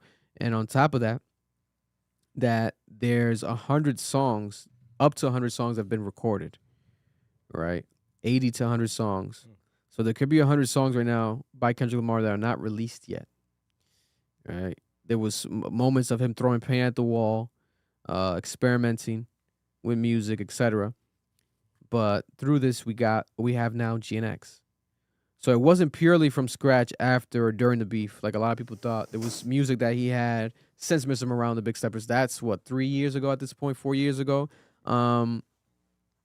which I believe. I know he's been cooking, but a lot of times I always thought that Kendrick Lamar was that type of artist that would make music and kind of drop. I didn't think he was like on Jay's Young Thug, Future shit where he has like 100 unreleased songs. Yeah, that news was crazy to me. because he seems like he takes time per song. Yeah. So to have 100 on release, Well, pretty crazy. what shocked me was them admitting that this album has been made, was like in works for like years, like since Mr. Morale came out, because it doesn't help with the narrative that the beef was an album promo run. Yeah. And what doesn't help either is that when you go on his Finsta, his official like known Finsta, Kendrick has photos of a GNX since last year, like before this beef even started. So this isn't really helping with that narrative. He probably had the concept done before the beef. Yeah. GNX and that symbolism behind it. And like he probably owned the GNX obviously beforehand. Yeah. So I just wonder what motivated him finally responding back to Drake. Because that's the thing. We know they've been coming at each other for years. Like, that's mad obvious. maybe it's strategic. That's what I'm thinking. Maybe he's like, yo, I'm going to do this battle. Win, and then drop that GNX thing that we were waiting on and working on. Let's drop it after that. Because he didn't put the diss songs on GNX. So, you know what I'm saying? It could have been that. Squabble up a little bit, but oh well, yeah. But I'm talking about like the actual like the diss not like us, yeah, etc. yeah. He obviously had some disses, but maybe he added that after too, right? Like what's the Mustard song? Mustard TB, turn the TV off. That could have been something that they worked on after. Yeah. You know, that song specifically might not existed beforehand. At least Also, there's definitely some new songs on there from scratch. yeah, and I'm not gonna knock him if his goal was to diss Drake and cook his ass as part of an album rollout. Like, people like attack him for that idea. Nigga, 50 did that. Like, 50 was on tour for an album, putting the Ja Rule disses up. Like, what the fuck are we talking about? This is mad, like, common. Like, I don't understand why he's the only person getting flack for it. I think Jay-Z did it with the Blueprint. Which one was it? One or two? The one that came out in 2001. That had The documentary, 2001. no, this is the Blueprint. Which one was it that came in 2001 that had the Nas diss on it? Black Album, maybe. I don't know. No, it was one of the Blueprints. One of the Blueprints had the Nas diss on it. I'm 27. But that's my point. Is like, niggas have done this for years, so I don't understand. Like, if that was his intention, good job, it worked. the Blueprint. The Blueprint, Yeah, the first one. 2001. 2001. Yep. So that's my point. Is like, niggas been doing this for years. I don't understand why this is an issue now. Yeah, listen, I'm excited because I thought that there was just a lack of inspiration behind Kendrick Lamar, and he wasn't even making music. But at least I know that he's been making music. He's just been strategically waiting on certain moments to drop it. I want him to drop soon again. I think next year we should be getting a 2026 Kendrick Lamar project. You think so? Even if it's at the end of the year. I think we're getting something for sure. I think we need it, man. Like it's why not keep rolling, keep the fire going? Why not? And the steam is gonna roll off by then from GNX because there's gonna be shit still going. But one can argue it's rolled off now, but the Grammys is coming. So top of the year, there's still gonna be some GNX talk. People are gonna revisit old Super Bowl performances. They're gonna talk about his again next year, 1 year anniversary of that. But after that, once it's summertime, I think if I'm Kendrick, drop some more slaps. I can't Team lie, up with fellas. Mustard again or something. We are frauds. We are frauds. What happened? Because I listened to the reaction. All three of us said, To GNX? yes, that this might not be the real album. And that the real album might be coming. Oh, that's what happens. Initial reactions. Yeah. And now we're saying, then we said there's going to be a deluxe. Now we're saying it's going to be a new album. I don't think anything else is coming.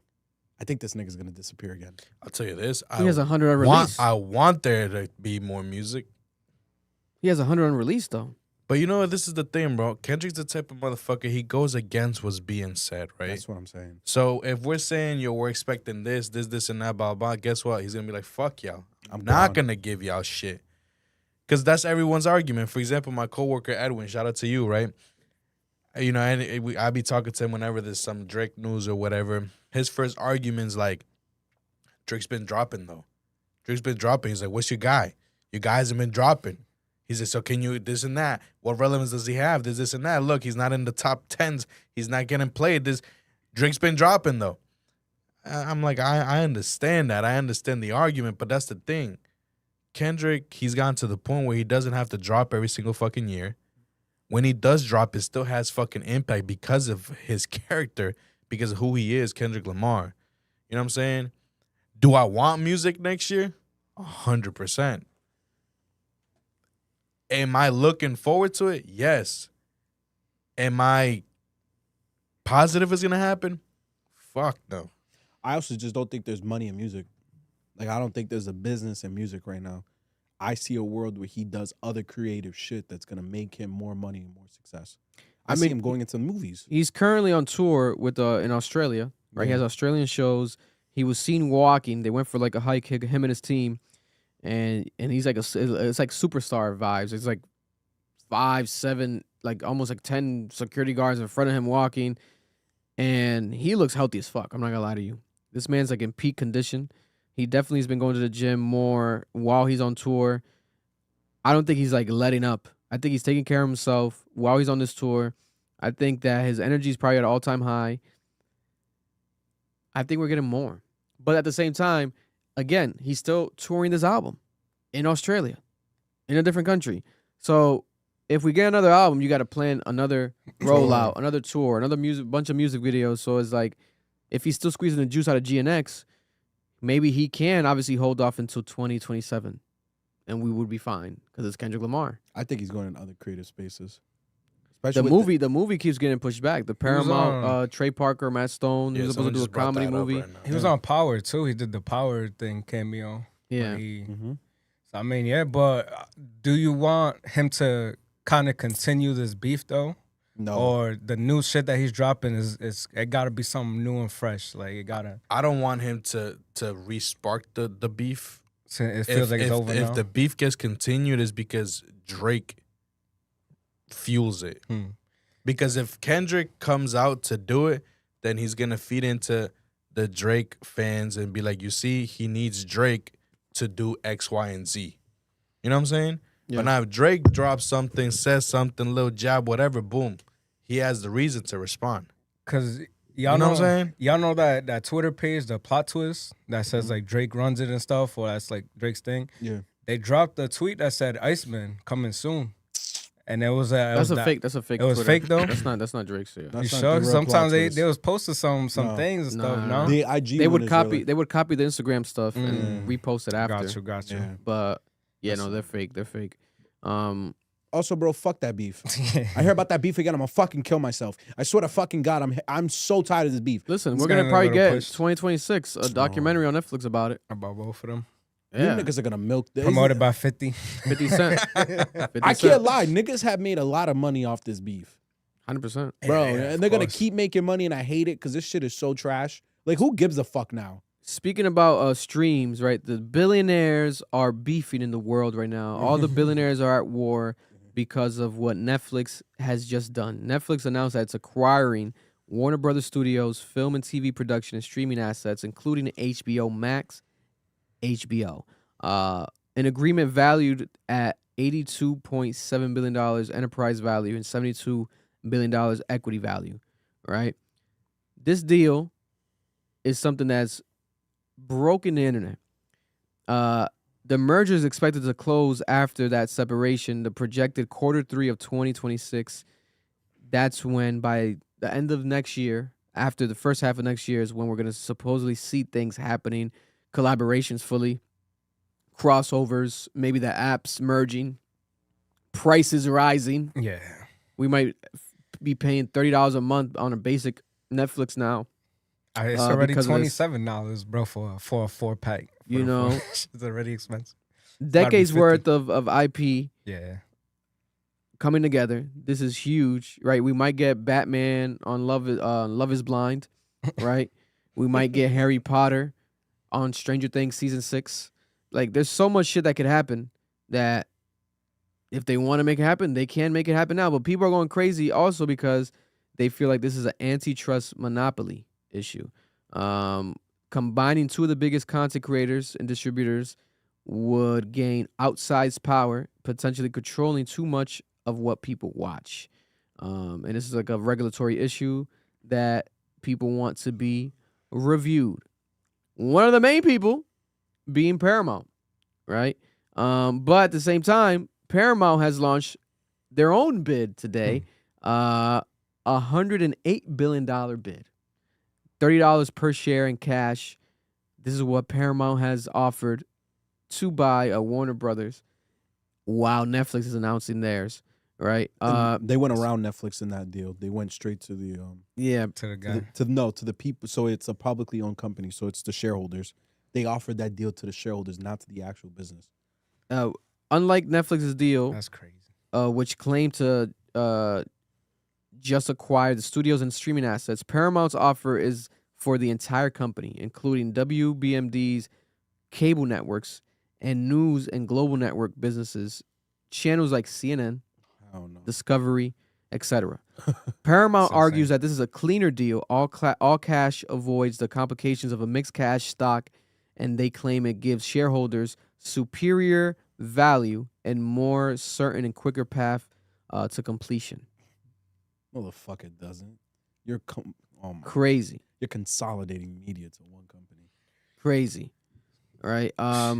Elon Musk has reacted with an emoji, a popcorn emoji, just basically saying he's sitting back and watching and being entertained by this. He's a billionaire that's reacted to this so far as well.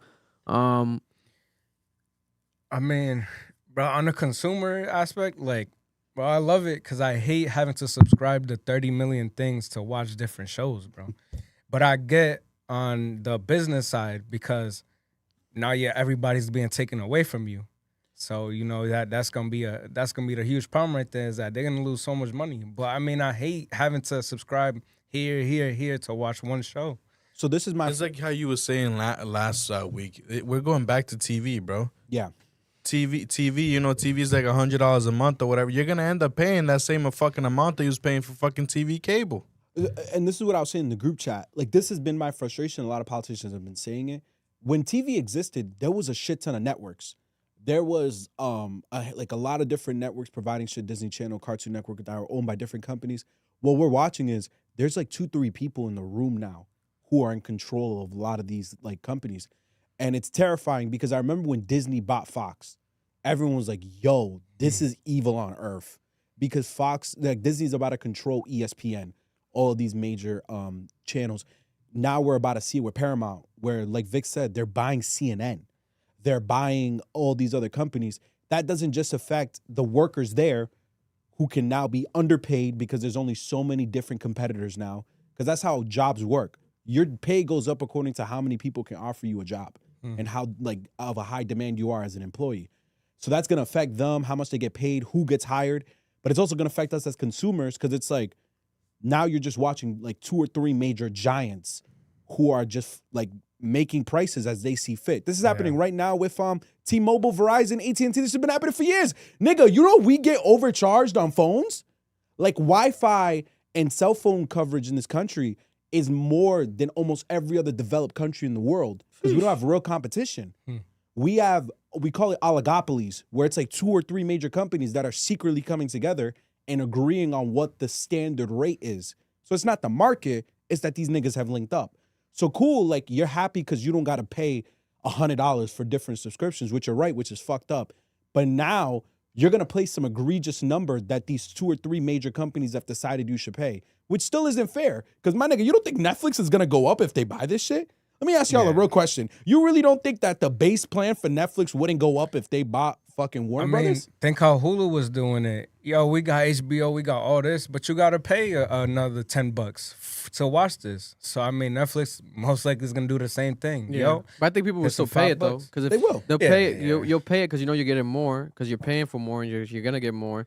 And it's going to be the new bundle. And you have to. Right? HBO Max. Yeah, but it's the same shit how you HBO were Max with paying it Netflix. separately. And now you can bundle also Apple TV with Peacock. I saw that. And obviously you can previously already bundle Hulu with Disney. And also I think ESPN. You can also do like an ESPN Plus package. You could add to that as well. Yeah, you can. For like $32. So it's coming down to all the apps are coming together, right? And going back to Paramount, I think like Trump, I've said it before, I feel like Trump has Paramount in his pocket because of the fact that Trump filed a $20 billion lawsuit against Paramount CBS over the 60 Minutes Kamala Harris interview issue about a year ago. And they settled for $16 million, right? And ever since then, what was the most recent news? Trump told them, Paramount, hey, make Rush Hour 4. And now they're making Rush Hour 4. And then who did Paramount have to work with to make Rush Hour 4? Warner Brothers, WB. right? So there's already Warner Brothers and Paramount relations and connections and shit happening behind the scenes, etc. And Netflix, I think, is not gonna stray away from this. I think they're gonna try to make this happen no matter what. A lot of politicians are siding with Paramount and saying, "Hey, Paramount, do what Paramount's doing, calling them out should be championed, etc." But again, I think it's because of the political nature of that, right? And the Trump energy, etc. They're gonna make this a political thing because there's a lot of money being involved here, and it's also illegal. Yeah, this is against antitrust law. It's a monopoly shit. Yeah, it's illegal as fuck. When you go on Netflix, the first thing I saw when I opened up my Netflix account is an HBO Max original, right? They have HBO Max original TV show, which I believe was already previously there. The Staircase. It was already there a while ago on Netflix. So Netflix already was working with HBO to get some of their original content licensed, streamed over to their platform. But they're specifically highlighting it now because of this news. They're making it on the front page. Hey, we already have some HBO stuff. That way you see it, and it says HBO Max original. And there's another one that I didn't even know existed. I guess they added it this month, coincidentally. It's called Love and Death, another HBO Max original. And somehow it's top 5 TV shows on Netflix. I have a theory. I feel like they're just doing that shit on purpose because they can. To normalize They can it. say it's top 5 without it being top 5. Yeah. I never saw anyone talk about the show, etc. Now HBO Max Originals top 5 on Netflix. Oh, because they want to fucking it's a middle finger to people that are mad about the deal, etc. And they're like, yo, we're making this happen. We already got it. You know what I'm saying? And they're trying to normalize it. They're trying to normalize it. It's strategic. They're very smart for that. It's very strategic because it's like manipulating the audience to being like, oh, it's already happened. Is this already because of the HBO deal? Oh my God, they already got some HBO stuff on there. Because they haven't bought shit yet. None of that's been approved. Congress, this could all go through congressional, regulations and stuff. My question to you guys is this though, because I keep seeing this on the internet. Do you think Netflix can handle the level of quality of shows HBO creates? Because that was a debate. People are like, yo, the biggest issue here is I don't think Netflix has the ability to make high, well-written movies and shows that Warner Brothers and HBO has been making all these years. Wouldn't that come with it, though? But the thing is, they wouldn't have to. They just have that comes with it. If they buy HBO, they keep them making it. Then contracts and shit like that gotta stay with it. HBO shows a fire, but HBO's interface sucks. Yeah. Netflix has the best interface out of all the streaming platforms. But they're one of the worst original content producers, if we're being honest. But they got Apple some heat TV on there though. HBO. They got some little heats. I think it's just for them to have just everything for everybody to go on that platform though. Because when they did, they signed WWE. They didn't change nothing. They just promoted. They just put Netflix on the corner of it, But they let WWE do the story and do all the videos and stuff. So I think we're gonna see NBA on that shit soon. 2023, 2030. We're gonna see NBA Peacock on Netflix. Games on it. They signed a deal. Yeah. The next deal that they sign is gonna be with Netflix. I'm telling you, Netflix taking everybody, bro. So my other question was the whole thing about the movies, because the owner of Netflix, the CEO, was like, hey, movies are dying in the theaters. He wants to cut the days from 45 days in a movie theater, which is what it is right now, standard for a movie, and that's how long it'll be there, to 17.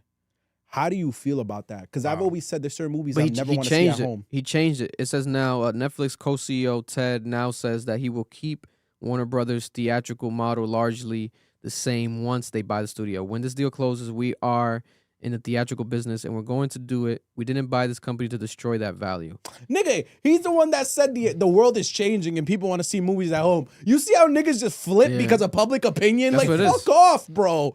Because you niggas would not want to see. Why would you want to watch a Marvel movie for the first time at your house? That don't make sense. Those are movies you see in the movie theater. Paramount CEO David Ellison.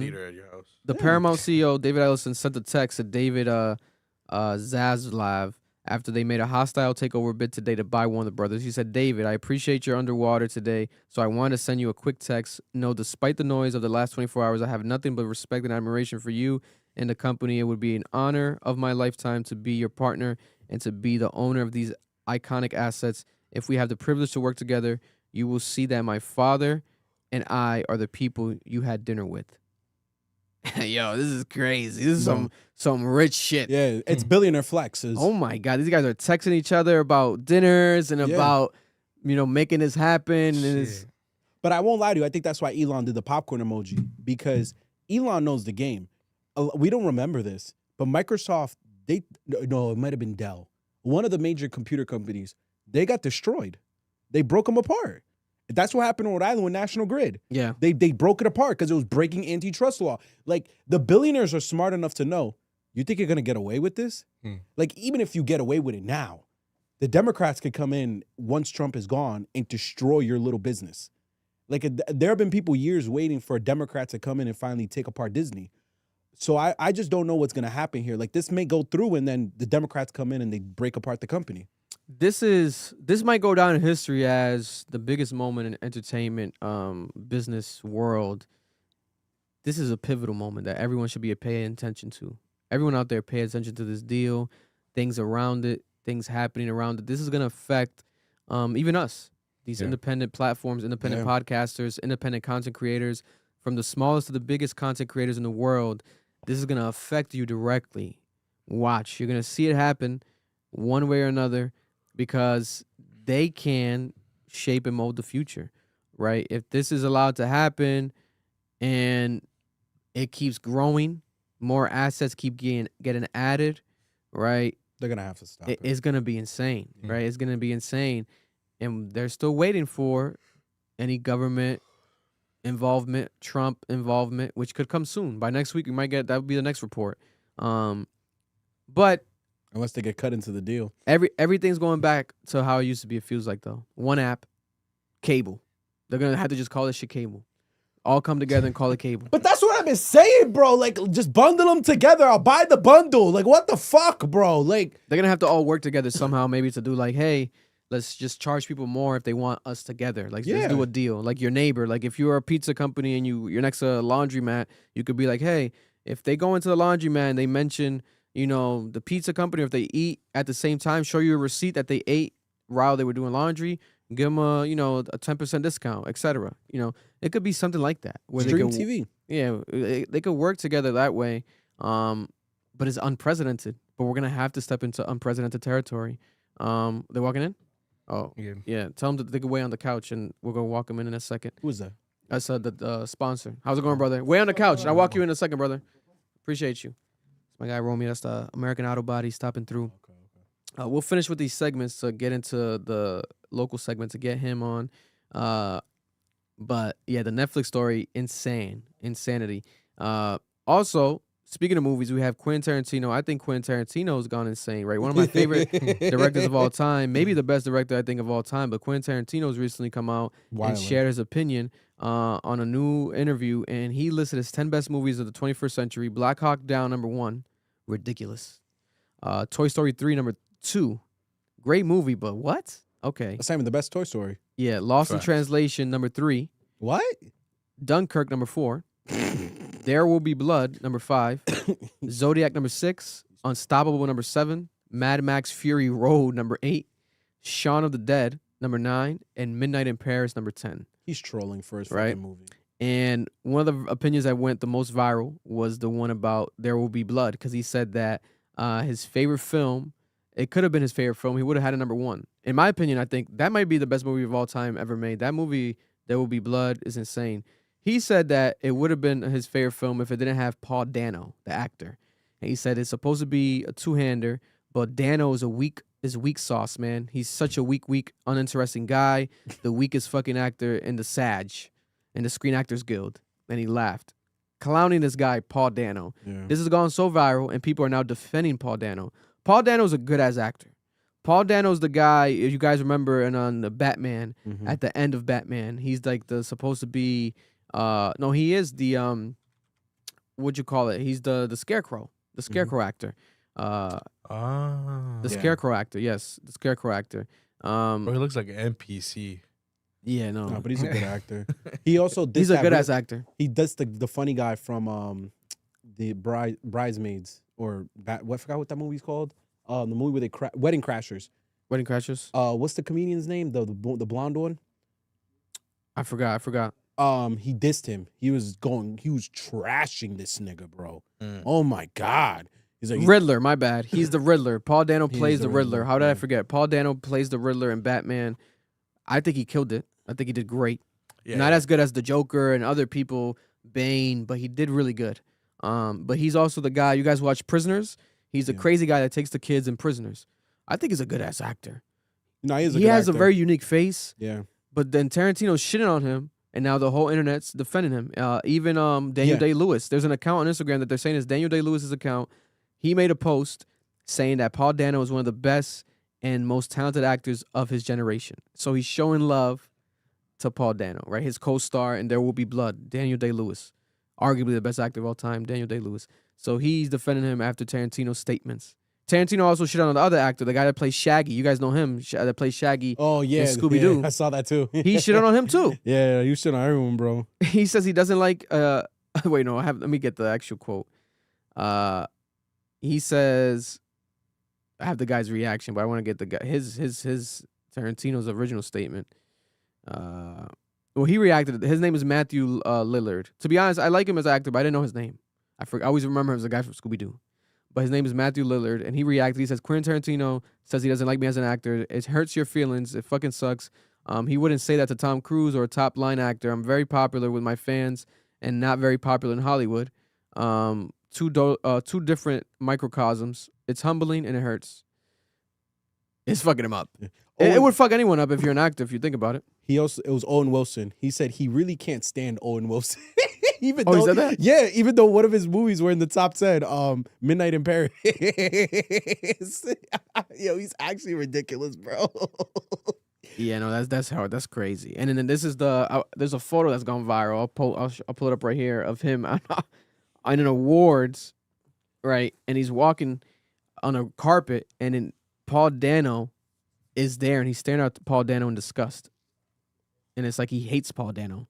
Do you think this is rollout for his album? I mean, it's a movie because this is his last movie. Imagine him dropping an Nah, album. I think he genuinely feels this way because Tarantino always just says how he feels, you know, which is fortunate but unfortunate at the same time. Look at this. This is real. People went back and found this. Look at how he's looking at Paul Dano. Oh my god. As if he smells like shit or Tarantino something. turned into the Riddler right there. He's Yo. like, That's funny. It's like he That's hates crazy. this guy. He just saw him and hates the guy. The fuck? Listen, I get it. it's a hot take. It's a hot take. Martin Scorsese has hot takes. You know, Tarantino has hot takes. Maybe that's what makes them special because they think differently than the majority. Yeah, doesn't that shit? But he's wrong. Doesn't that shit like hurt him though? No, he's the biggest Nah, director on the planet. He's already too But that's, established. but that's what I'm saying though. Like, He can say whatever he wants. He has the privilege. Yeah. And he's Yeah. probably never going to work with Paul Dano. Ever. This is basically his last movie. Yeah. Because he's been talking about his final movie being this one, him wanting it to really be this. Yeah. Also, over the weekend, it went viral. India Love at the Streamer Awards, right? The only thing that mattered for a lot of people that was big, that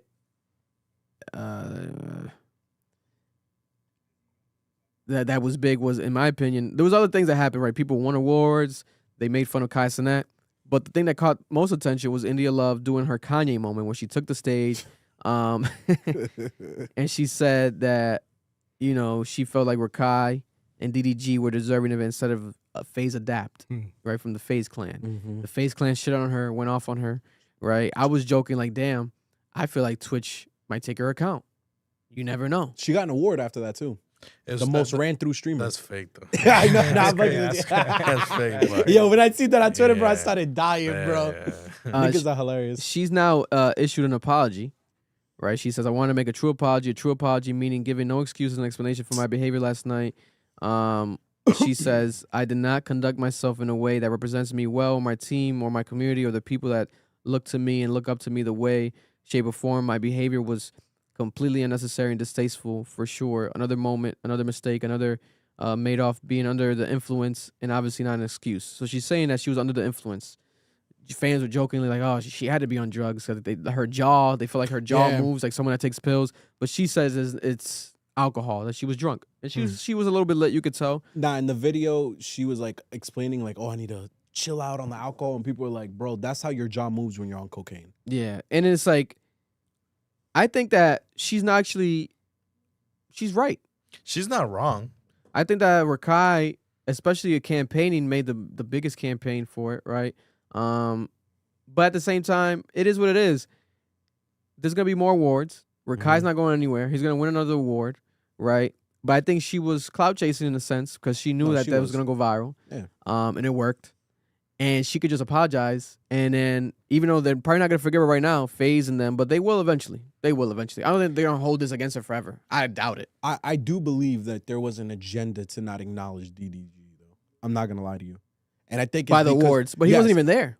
He wasn't even there. Yeah, because he didn't get nominated for anything. But I think Should it have was still pulled up though. Yeah, I think it's because the controversy around him, because of the whole thing with Haley and the lawsuit and the things that came out. They probably were like, "We're not gonna nominate you for anything because we're not gonna pretend that DDG didn't have one of the biggest phrases of the year. That's my ball. Yeah, We're not gonna pretend like he wasn't crowned the most important person in the biggest event that happened this year, Streamer University. Like he had major impact in the streaming world. I just really think he doesn't understand that Haley shit made him look very bad in the public eye. I could see him not getting an award for that. He might not get any award then if that's the case. If it's just It's just also industry power. on paper because they don't want to see themselves There was co-signing a him. clip of him going where he was like, "If I don't win anything or whatever, I'm going back to YouTube." No, I forgot where he said Pontiac. He said, "I'm going back to Pontiac and start it all over again." Pontiac. That's that name too, right? Yeah. Pontiac DDG. Yep. Also, Pharrell went viral for being tone deaf. Pharrell Williams, he had his opinion about politics and DEI previously, and he says that he hates politics. He despises them. It's a magic trick. It's not real. He doesn't believe in either side because when you pick a side, you are inadvertently supporting division. Right? He got killed online for his opinion because it's like, well, you should pick a side. We would support you. You are Pharrell, etc. Right? This was I forgot how old of a story this was. That was last month, but then he has responded, right? And he went viral after he won the Sneaker of the Year award, the Shoe of the Year, Shoe of the Year award, which I think he's deserving of it. The Jellyfish Adidas shoe, the Jelly shoe. It's the only new shoe this year that I think was very, everywhere. People saw a lot more than any other shoe. But he responded. He said, "Soundbite this. Since most people don't like to read or do research anymore, soundbite this. God is the greatest. Soundbite this. I'm from Virginia. Soundbite this. You don't know what I know. You seen what I saw. Now you ain't been where I go. I'm from the mud. As a child, nobody's been evicted more times than me. Lights turned off. Water turned off. At times, had to pump water. I'm a proletariat. That's how you pronounce it? Proletariat? Proletariat. In fact, I'm lumpen proletariat." Who the fuck is saying this? Pharrell. Soundbite this at least a couple times a day. Put down your phone and think on your own. I think that Pharrell is tone deaf because he doesn't understand why people are necessarily mad, and then he's making it worse by his response because he might not be necessarily wrong in what he's saying because the idea the initial thought about how politics can be dividing people because when you choose a side, you are being divided, etc. But people are not looking at him for add to division. They were just like, what's your opinion? Especially because I think it was directly tied more to the DEI, etc. When he's someone that's tied to some billionaire brands and influential and pushing them forward, etc. It's like, what's your take on it? And he's been very pro-black and just share your opinion on that because he seems to have had opinions on this. I'm pretty sure if we look it up in the past, he's had political opinions, etc. But now it's like people are like, why is he not one? He doesn't want to say nothing about it now. Now he's taking the high road, playing the neutral completely here. What happened? Right? What happened? And then it comes off tone deaf and you don't understand the plight of people. You're too far gone, maybe because you're so rich, right? And that's why he's now in the response saying, no one's been evicted more than me, etc. And it's like, you're saying that as you just won the Shoe of the Year award. Also, and last week you guys, or was it last month, you guys saw that photo that went viral of his house that's for sale? Yeah. The $17 million house that looks like a college campus. It looks like Zoe 101's college campus. So people is like, you can't deny the richness that you have and what you are now, brother. It's okay. Also, just him calling himself a proletariat. by What does definition. that even mean? So that's working class. It's a Marxist term. So under Marxist theory, First time I saw that word in my life. yeah, that he's using it wrong. That's why I'm like, he's wrong. He used the word wrong. Proletariat means the working class. The bourgeoisie are the ruling class. Yeah. He is the ruling class. The nigga's rich as hell. The nigga owns mad shit. The nigga's I think he still is the director of Louis Vuitton. What the fuck are we talking about? One of the biggest fashion houses on the planet. He is over. And like Chanel, he's like something for Chanel, right? The head of something for Chanel. Yeah, you're overly privileged. You are ungodly privileged. Yeah, you may be black, and you're gonna always face these like this discrimination and people looking down on you because you're black. But you're still filthy as rich as hell, and you're Pharrell. I think what he's saying is like he worked hard to get there. That's cool. Like he doesn't want nobody to make it. He probably feels like he's like people want to discredit him by saying he got it because he's black. Yeah, like he worked hard to get to where he's Pharrell. Obviously he's talented as hell. He gave us the best rap album this year with Clips. Maybe the best album in general for a lot of people, like, especially produce this album, the Clips album. He gave us that. Like he's still producing at a high level. Just won Shoe of the Year. Yeah, you have Rap Album of the Year and Shoe of the Year that you made in Louis Vuitton and Shoe of the Year that you made in Louis Vuitton. Nigga, you are the ruling class. You get the nigga. The Clips are in Louis Vuitton making album of the year, nigga. You're that guy. What are we talking about here? You are powerful as fuck. I think he could have presented it differently, said it differently. Like that idea, like he could have been like, what I was trying to say was this, but instead he was like, soundbite this, soundbite this. Yeah. Like he was shitting on the whole response. Yeah. It's like at least try to make it people feel like you're hearing them. Yeah. But he didn't. He doubled down, tripled down, and his ego probably was on 1,000 because he just won Shoe of the Year. You know what I'm saying? Like, and I'm not sure. I would have to look it up. I don't know if he's won that before. He might have, maybe with the NMDs or something. But was it for the jellyfishes? It was the jellyfishes, the Adidas jellyfishes. Congrats. So good shoes, and you gotta make good music. But listen, sometimes it's like we might just want our entertainers to just be entertainers because once they say their actual opinions on things, like Travis Scott. Yeah, ASAP Rocky, with the whole Michael. It's Mike like, Brown shit. just be quiet a little bit. You know what I'm saying? But it's unfortunate because you would think like they make high level art that they could have some high level thinking and conversations with people, which I do think Pharrell is capable of because I feel like I've seen him before talk about these type of topics properly. That's why I'm shocked this time around. I don't know what's happening. Maybe something personal in the life that's making him just like be erratic with his responses and the speeches. And like his ego's maybe high. Yeah. But Pharrell, he has a lot of humility that's not being shown right now. Like he's the guy that doesn't even like you praising him. Like he be in interviews like, nah. He be like you start praising him in an interview, he tells the interviewer like, nah, stop it. Like I'm not that. Like he's very humble. I don't know what's happening here. So let me ask a question for the room then. Do you believe that your favorite artists should have political opinions, or would you rather them just be honest and be like, I don't know what the fuck you're talking about. I don't have an opinion here, bro. This is my opinion because I don't dabble in the politics and shit like that. I hate the fact that people start to make people, like they'll ask politic questions or whatever, and if it's not answered the way that they would have hoped and shit like that, they completely just start dogging them and try to make him this different person. And now, oh my God, they're fucking evil because this and that. I fucking hate whenever they're talking to an artist or whatever, they want to like get their opinion on politics and shit like that. They don't want to fucking talk about it. They don't fucking talk about it. Especially since it's such a sensitive fucking topic that it can go either way. You know what I'm saying? You're gonna piss off somebody. Yeah. You know what I'm saying? So it's like, fuck it. Just keep your mouth shut and just keep it pushing, bro. Man, I think a lot of these people don't understand that they're human too. Like these are not just people who make music. Like they have their opinions, they have, stuff that they live by. But at the same time, because you're that person now, like as an artist, you can't portray one side or the other because your fan base is not one side or the other. You're trying to have everybody in there. So it's tough for them too when they want to get out that shell and be like, you know what, I do want to say something about this, but at the end of the day, it's going to hurt them even more by doing it. The super chat said it right now with any boxing fan with the $4.99. Thank you. Everyone forgets that most of these successful artists come from nothing. Don't forget about the journey. He owes nobody anything. I agree. He's not wrong. He still is Pharrell.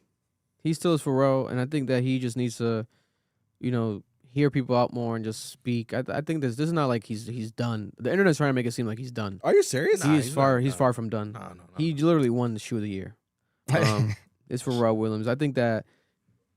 Yeah, I know that he's capable of having a better perspective on all this. So let's see if time will tell. I also just recommend, if you don't know anything about the issue, hey, listen, I'm not very informed on the issue. Yeah. I don't want to speak on it right now. Yeah. So simple. Also, new music, right? Dropped last week. Little Baby's leaked album. I still have to check it out. Haven't heard it yet.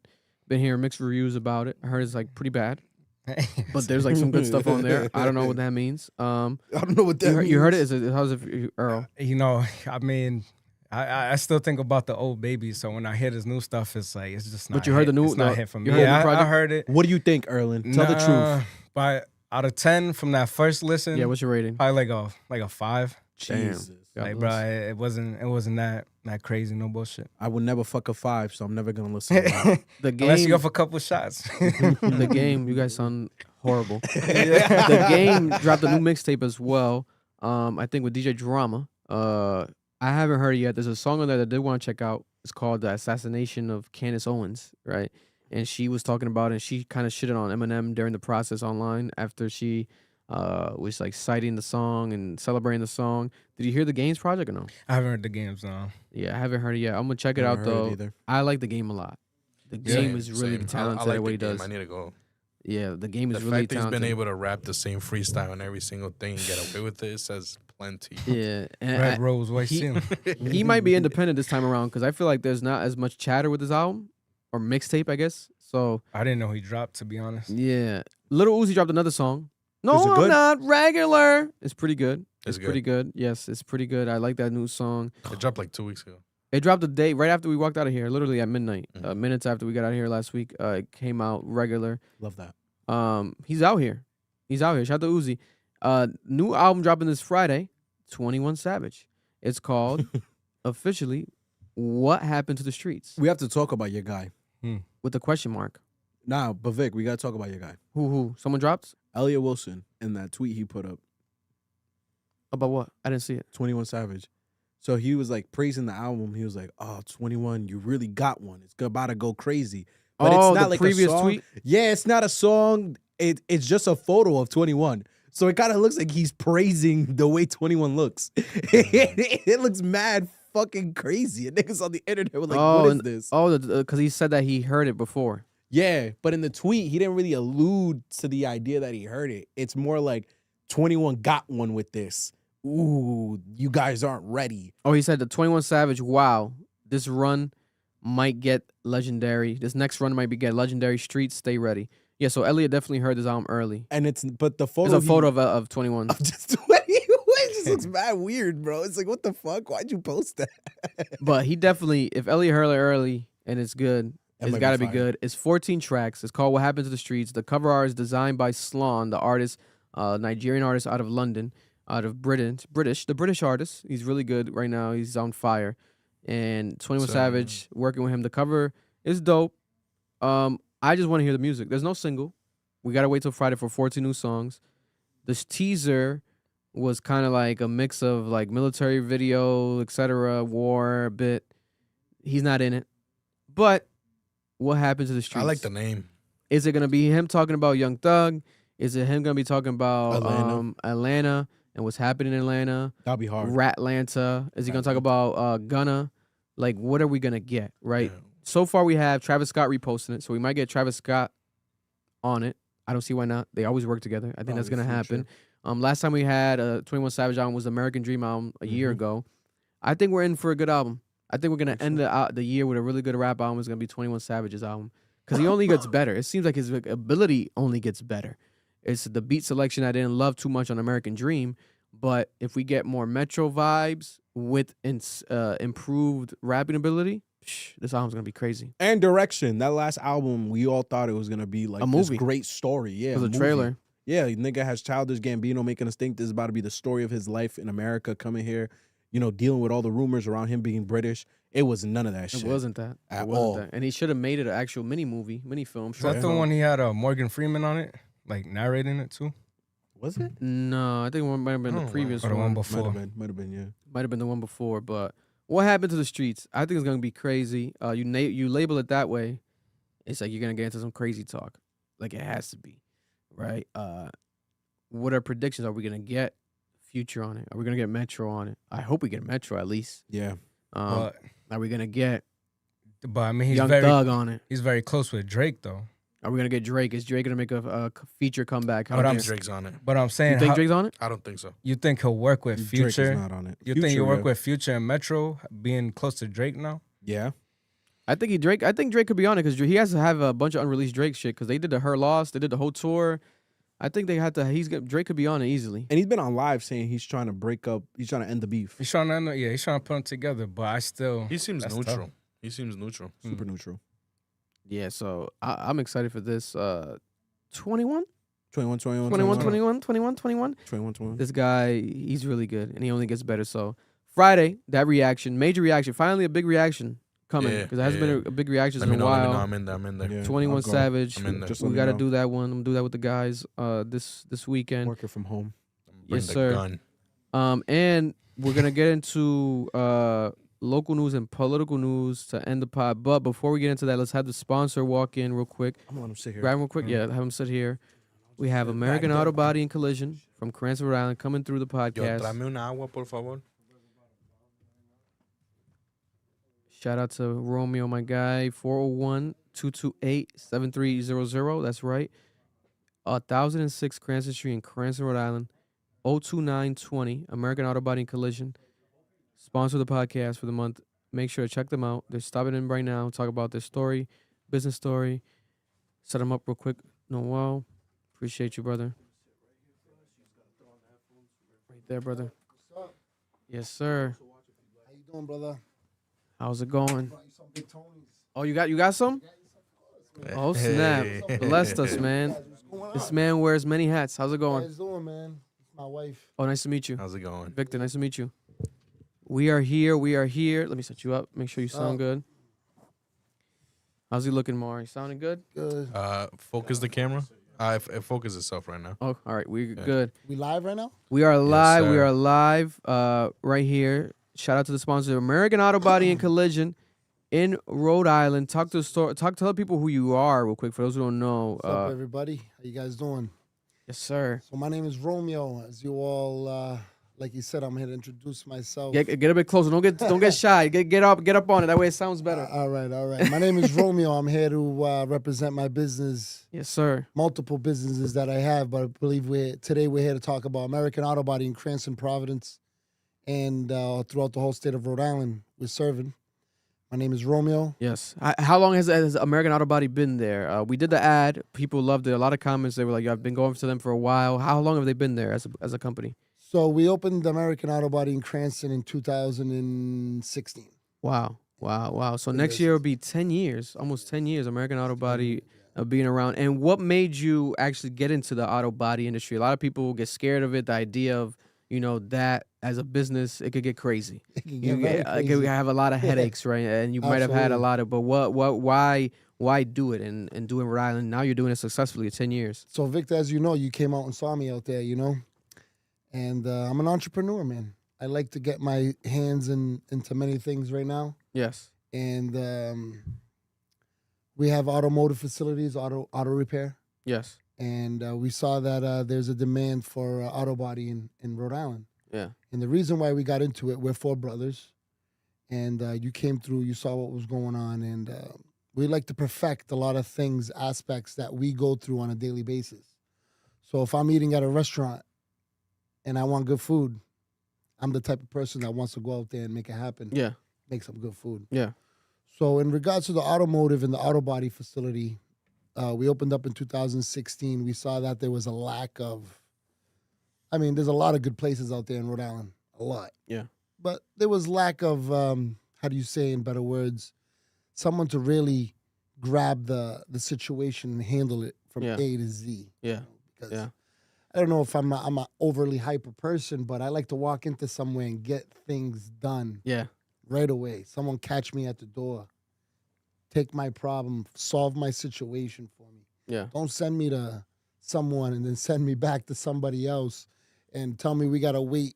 Oh, what happened? Your car's where? Where's your car? What happened to it? Yeah. Oh, okay, hold on. Let me call Frank. Frank, I think he said, I don't want to hear I think. Yeah.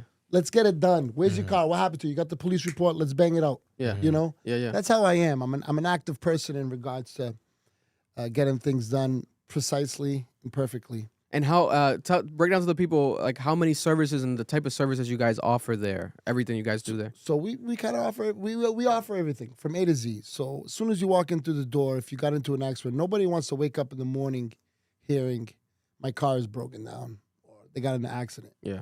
But if you do, you know, let American Auto Body be the first name that comes to your head, because when you come there, you're gonna be greeted by somebody in the family. Yeah. And what we offer everything. So as soon as you come in, we're handling if your car is on the road or if it's broken down somewhere. We got tow trucks on standby, as you saw. Yeah. And we're gonna make it the priority of the day, as we do to all of our customers. Yeah. So we got towing, auto body, auto repair, detailing, buy and sell cars. We just handle it all. Inspections. Yeah. So we bang it all your needs that you need to get done. You were painting a lot of cars that day. It was about 3 cars being painted that day actively, you know, as I was walking in, you know. So it's definitely a busy business, active business. It is. Well, the reason you get busy, Victor, is because we offer something that's honest and trustworthy. Yeah. And in the state of Rhode Island,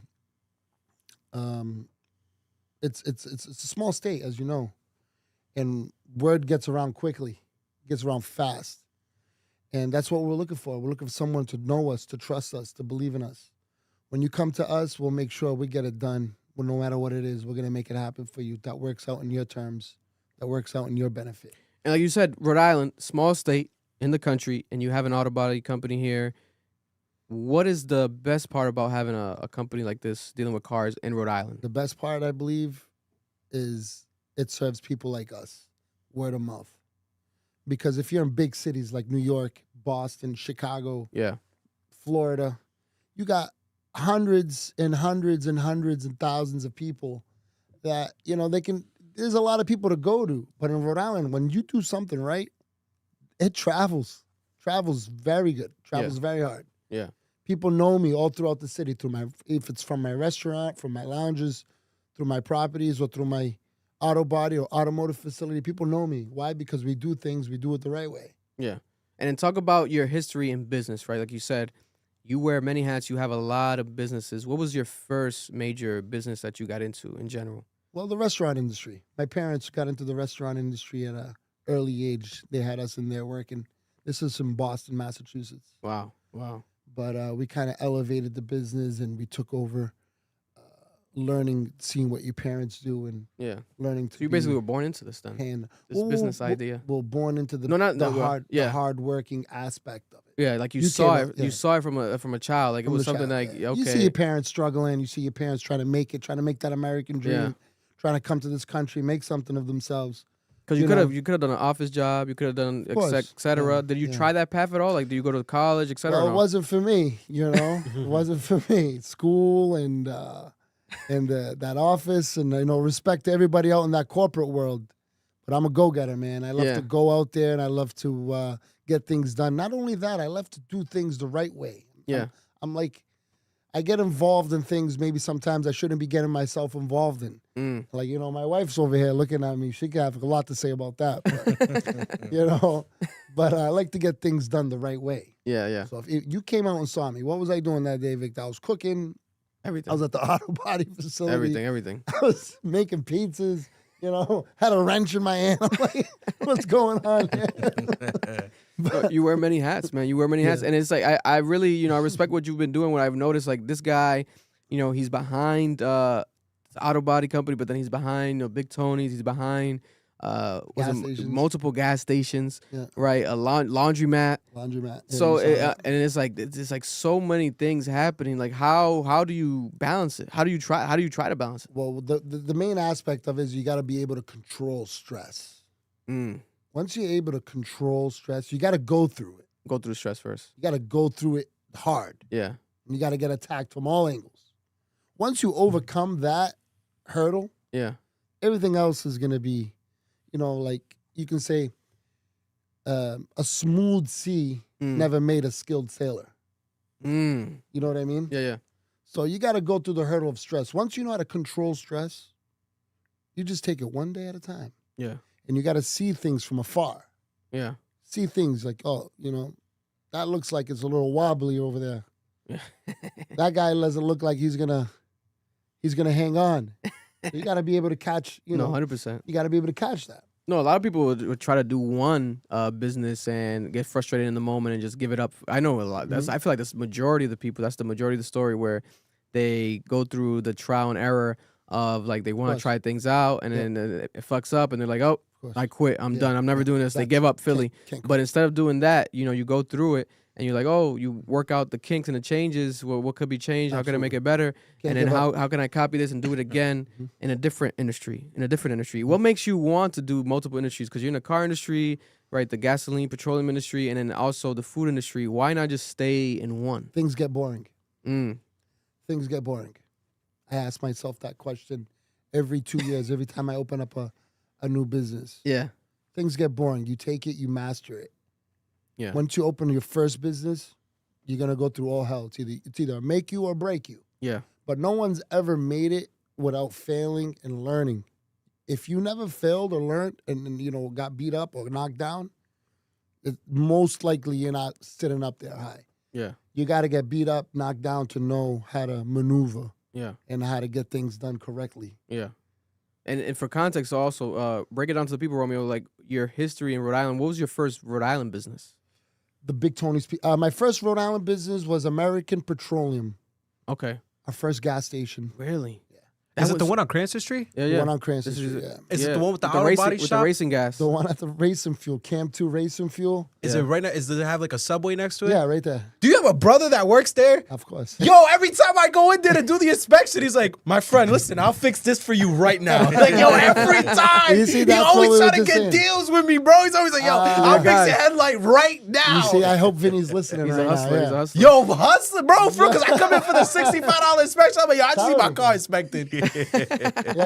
That's yeah, so so that's like what we was just saying. That's a raw reaction, Romeo. We didn't Yo, plan that. That was a raw it reaction. worked, That was a raw reaction. And yeah, just like how I was saying, you know, we're four brothers. We were, you know, we all grew up in a 2-bedroom apartment in Boston. You know, that's what kind of united us together. Me and my brothers. Okay. So like you just said, man, you walk into one of my businesses, you're gonna be greeted by one of us. Yeah. And we want to not just we're there. We're landlords. I'm not just some tenant who's there, who's just trying to make a buck and skedaddle. Yeah. I'm there, man. I'm trying to pass this down, you know? So when you come in, I want to get you. I want to take care of you. I want you to know me. Just like what you just said right now. Yeah. I like that one. That's But when people come, they No, see he's a me. really nice dude. Like I always go there because he's mad nice. He's actually like a really nice dude. Vinny's awesome, man. Vinny holds down the automotive aspect of the family. Yeah. He handles a lot of the automotive facility over there on Cranston Street with the auto body, the 2 auto repair facilities, Yeah. the inspection station, and most of the businesses on Cranston Street. You know, and I handle Providence a lot, Atwells Avenue, Big Tony's Pizzeria. But we're all over the place. We all helping each other out wherever we can help. Yeah. We're here to help. So you start with American Petroleum. Yeah. And then you go into Big Tony's Pizzeria. Big Tony's. And then after Big Tony's, what was the next one? Because that's already 2 industries. You go to gas, and then you got the food. What's the Well, third? in between those, a lot of real estate deals. But, Okay. But Da Vinci Lounge on Federal Hill. Da Vinci Lounge, yes. Yep, Da Vinci on Federal Da Hill. Vinci Lounge. And what was the years of the Da Vinci Lounge? 2015 to COVID, 2020. Yes. People remember the Da Vinci Lounge era. I remember that. Yeah. People always talk I about remember I used to work on Federal Hill Tap You were at House. the Tap House, yeah. And I started there when it was Prime and then Federal Tap House. And I remember Da Vinci was popping back Well, then. like I said, it was popping.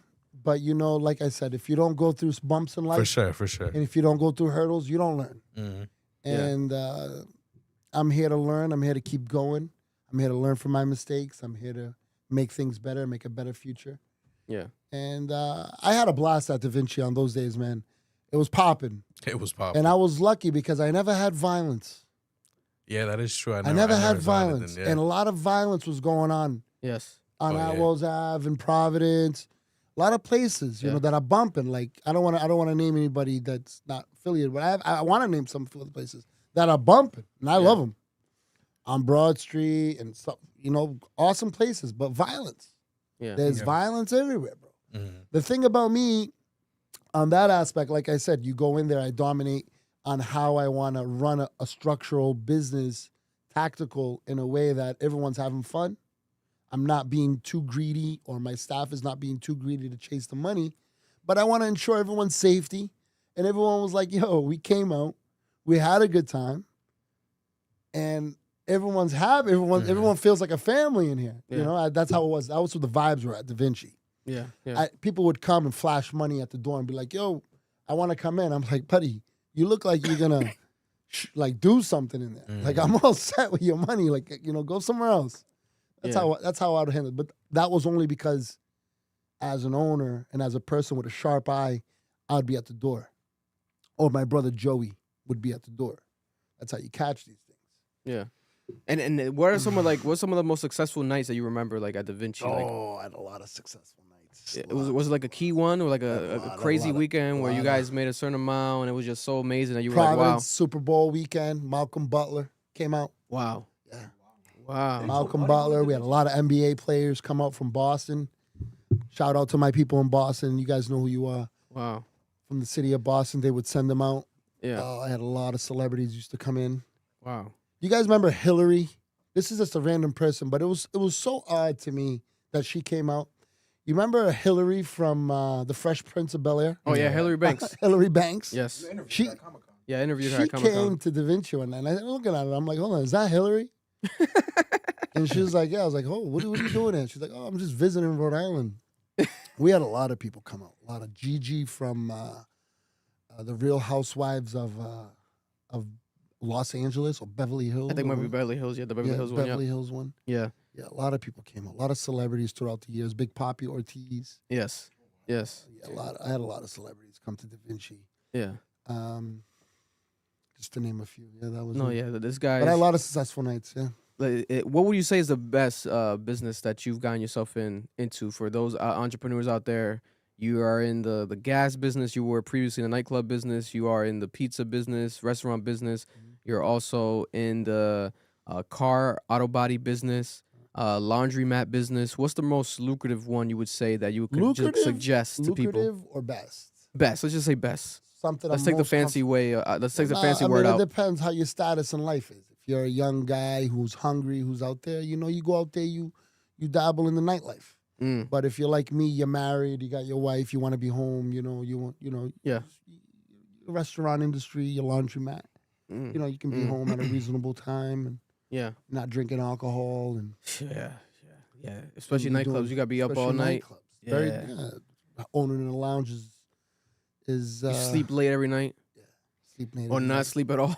Drink every night. Yeah. Sleep late every night. People want to give you shots even if you don't want to. Party every night. Oof. And make money every night. How dangerous is that? This is the most dangerous formula in How the world. Dangerous is that's so you're doing all that. And you're making money. Yeah. So that's like a death sentence right there. Yeah. But the fact that, the companies that you started and the industries that you were in, being almost or over 10 years plus really speaks to how you valued everything that you did. You were doing your research. It wasn't just for a money grab. You were going to these places, learning, trying to see what people actually needed, so that when you started it or your family started it, it was just like, it was like you were one of us.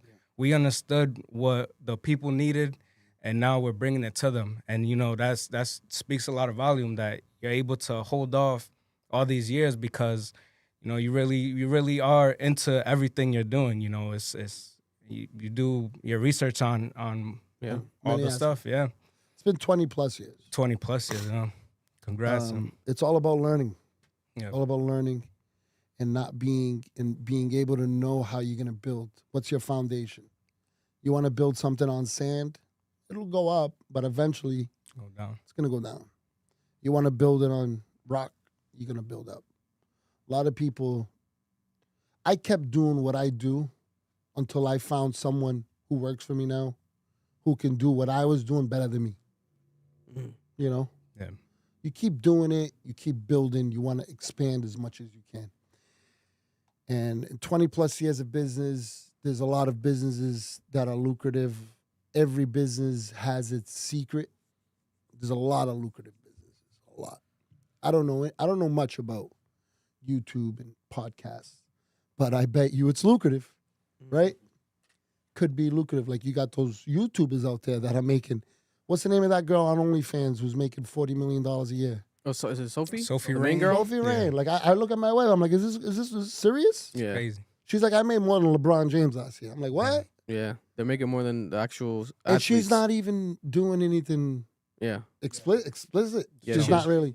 She doesn't show nudity, I think, Sophie, at all. She's making It's just $40 million teasing. a year. Yeah. That's something that you didn't see, that I didn't see, you didn't see. Not a lot of people saw it. No. It's still out there, but every business, it's whatever you make of it, man. It's whatever your touch is, whatever your vibes are. If you want to come in and you want to be greedy and you want to be trying to take over the whole piece of cake, it ain't going to work. It's not going to go that far. Yeah. But if you hold it down, be nice, do the right job, do the right thing, and try to make as much as you can out of your name to let people trust you, then I think that goes a long way. People know my name, Big Tony's, my brother's name, all my brother's names, because look, he's like, yo, I know your brother Vinny. Yo, I brought so much business to that spot just because of your brother. Because I'm like, yo, he shows mad love. You got to go over there. Anybody who wants to come out, you come see us at any one of our businesses.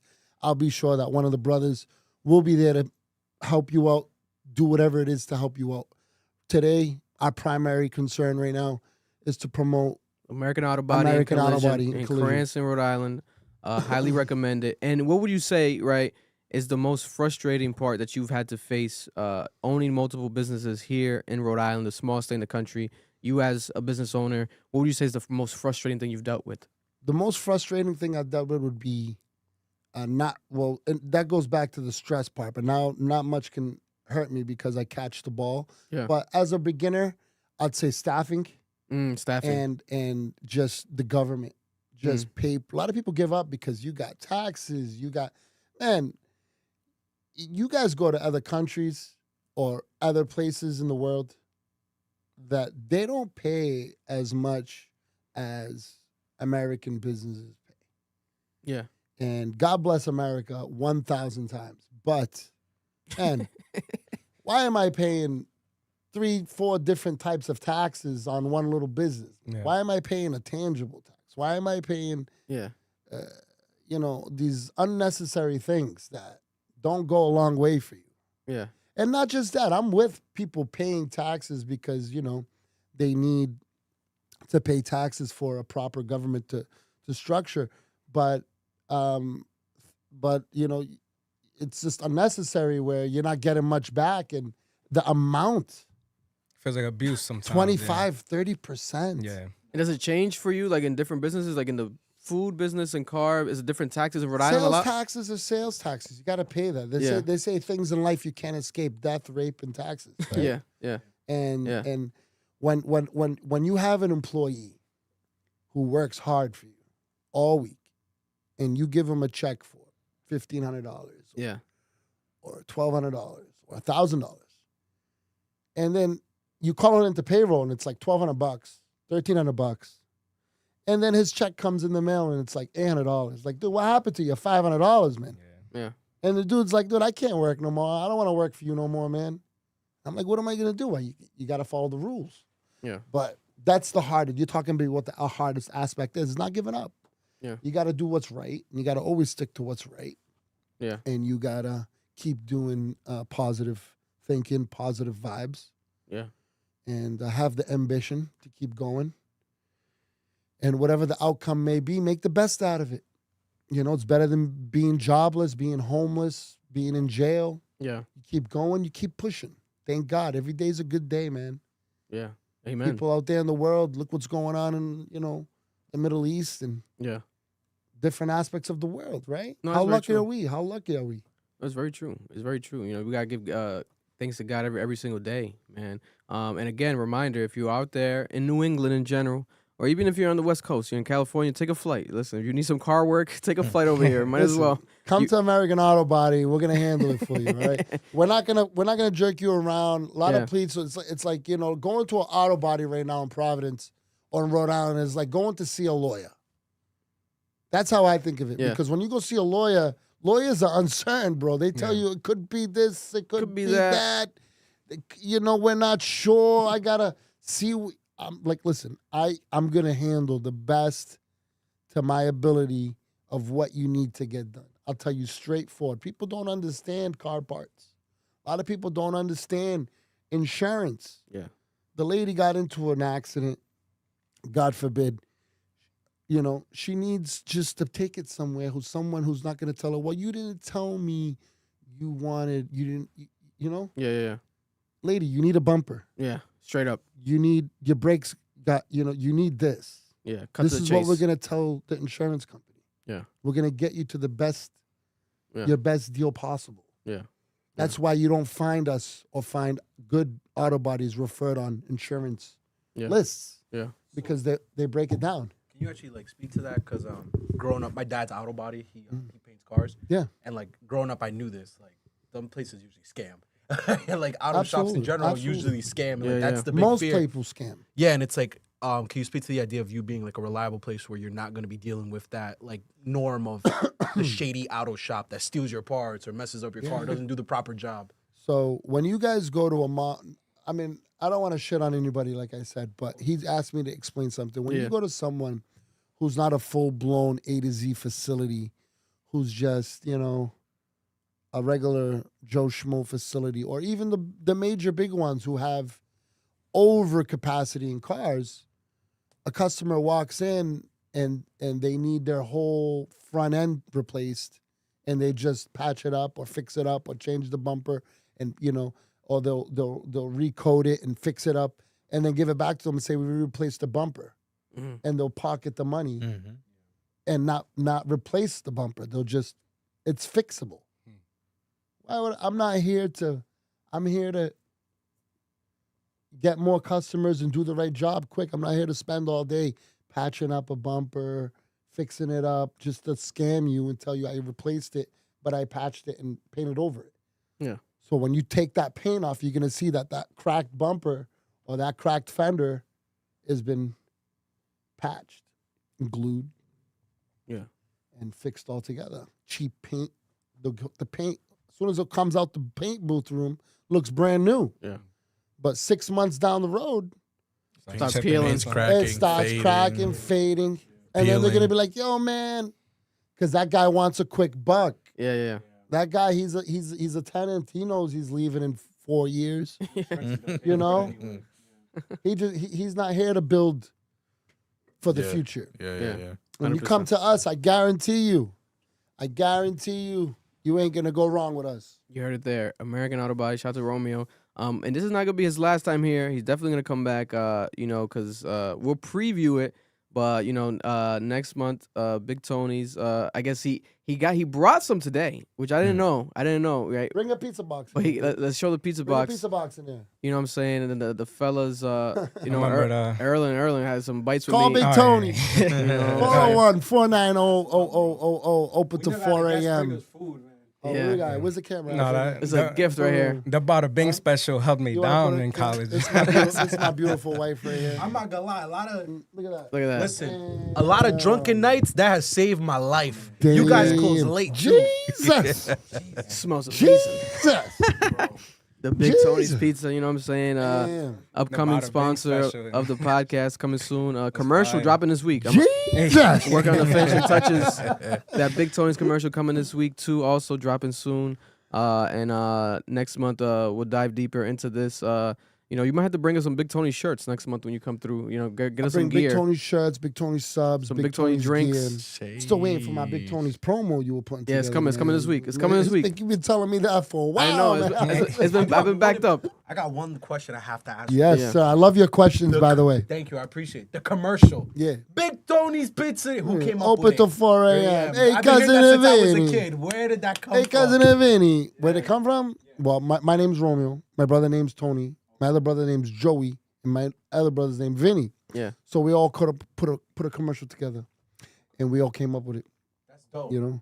where we treat you like a Yeah, that's come to legendary. Big Tony's and So that's y'all. That's y'all. they treat you like a real gangster That's with crazy. nothing but respect, of course. Y'all talking about that every morning, bro. Yeah. Listen, Well, right now, we I'm previewed sorry. it. He previewed it. We were supposed to get that next month, but he previewed it. But that was special. That was special. That was a special moment right there. Yeah, we'll talk about it more next. Because they have a lot of Alright. classic commercials. I was talking to him and Erlen about it in person because I remember hearing that on the radio, right?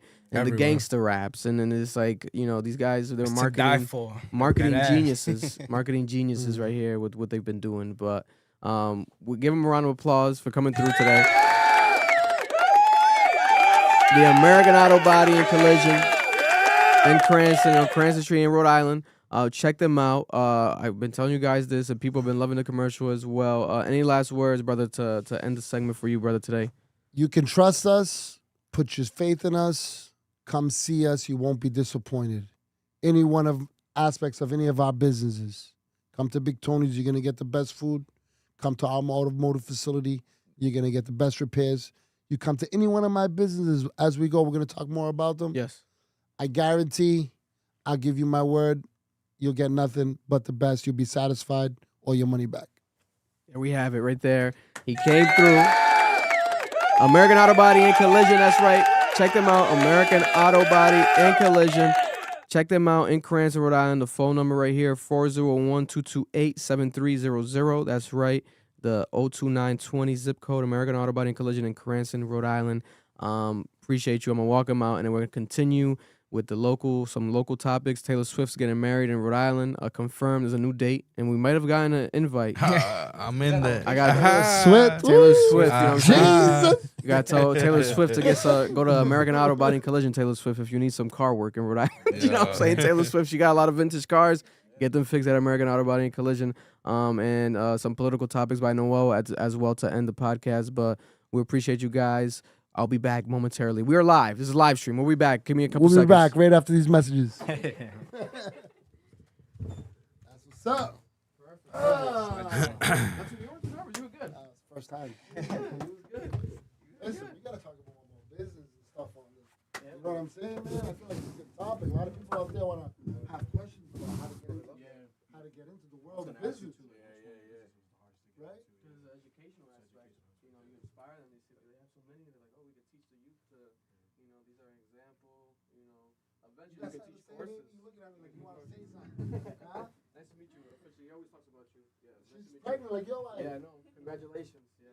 Mine is coming maybe this week, maybe next week. Maybe today. Maybe today. Yeah, maybe today. We'll do this month. Nice. Couple weeks. I got you some more pizza over here. I appreciate you. Okay, for you guys to eat. Anytime you guys need anything, let me know. I'd love to get on more, please. Oh, yeah. Huh? Yeah. Right? We'll make that happen. Let's talk about business and stuff. Can they hear us right now? Yeah, not too much. It's like a bit background interview. But All right. What you say, Eddie?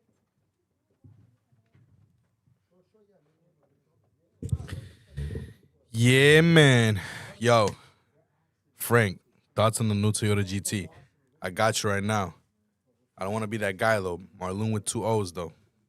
Marloon with 2 O's. Look at this fat ass right here.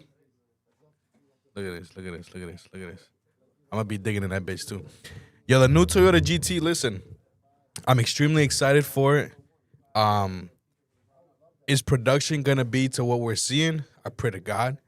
You know what I'm saying? I'm excited for the Toyota GT, you know, the GT3 version, the LFA. I'm extremely excited. Are we going to be able to afford it? I don't know. Are they going to be similar to the LFA where, you know, a lot of people didn't pay attention to it at first? When it first came out, it was very limited. We only had it for a certain amount of time. And then after that, they just shot up in price. You know what I'm saying?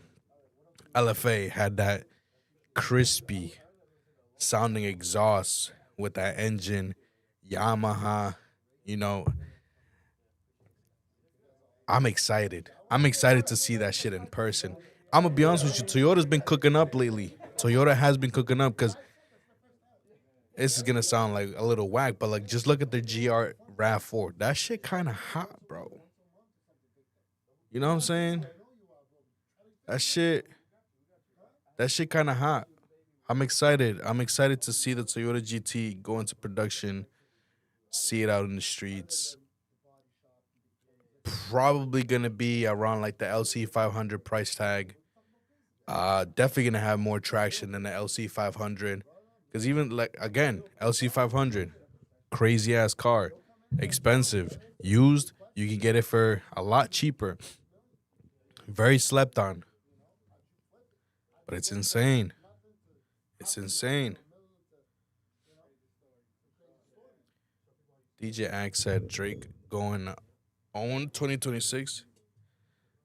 I'm not believing shit till we see Drake drop. Just because he's dropped like the little loosies here and there and shit like that, people be dick riding. I love Drake, guys. I'm a Kendrick fan too. But like, let's hold him up to what we know he can do. He can give us some great ass fucking music. He's been giving some mid shit. Let's be honest.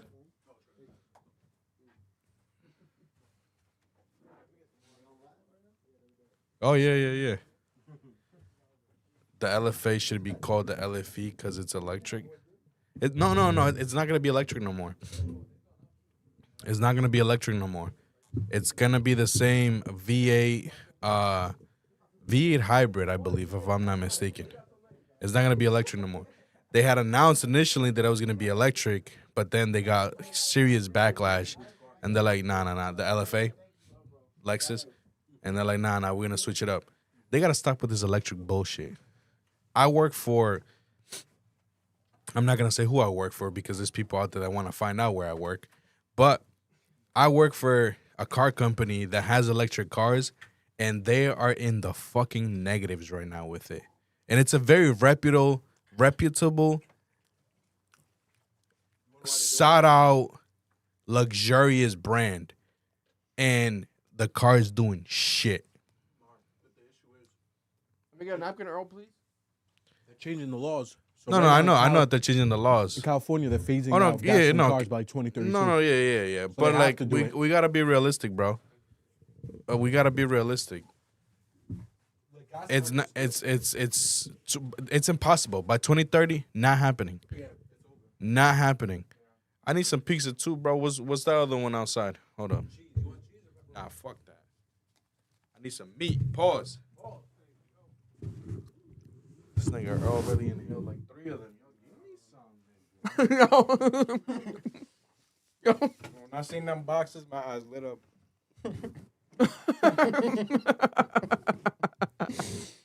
That's hilarious. Break Tony. He got out mad fast. He's like, oh, let me go. He said Earl inhaled 3 of them already. Oh my God. Nah, I didn't even say that. I grabbed Let me help you with this real quick. I grabbed the boxes instead. I'll tell. Bro, I always have that shit when I'm drunk. Like late night, bro. The Bada Bing special with the 40-piece wings.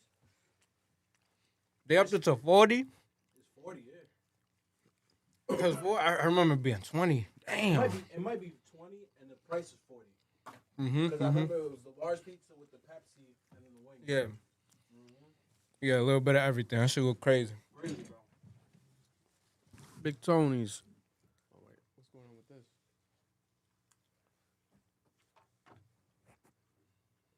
Oh, man. Dave's chicken one day, Big Tony's the next. I'll be fat forever. We got to find a vegetable company. We got to get sponsored by lettuce.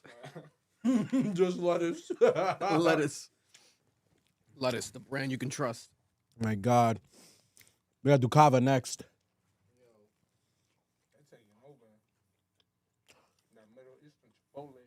Mm-hmm.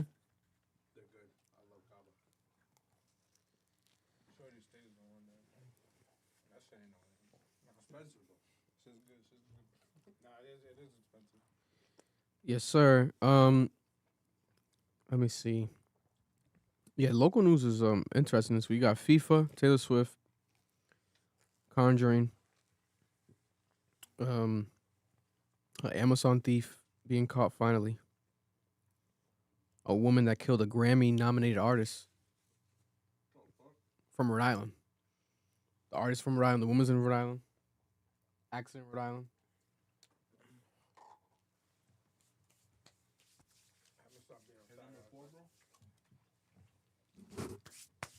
There we go. Appreciate you. So let's start with some local news here.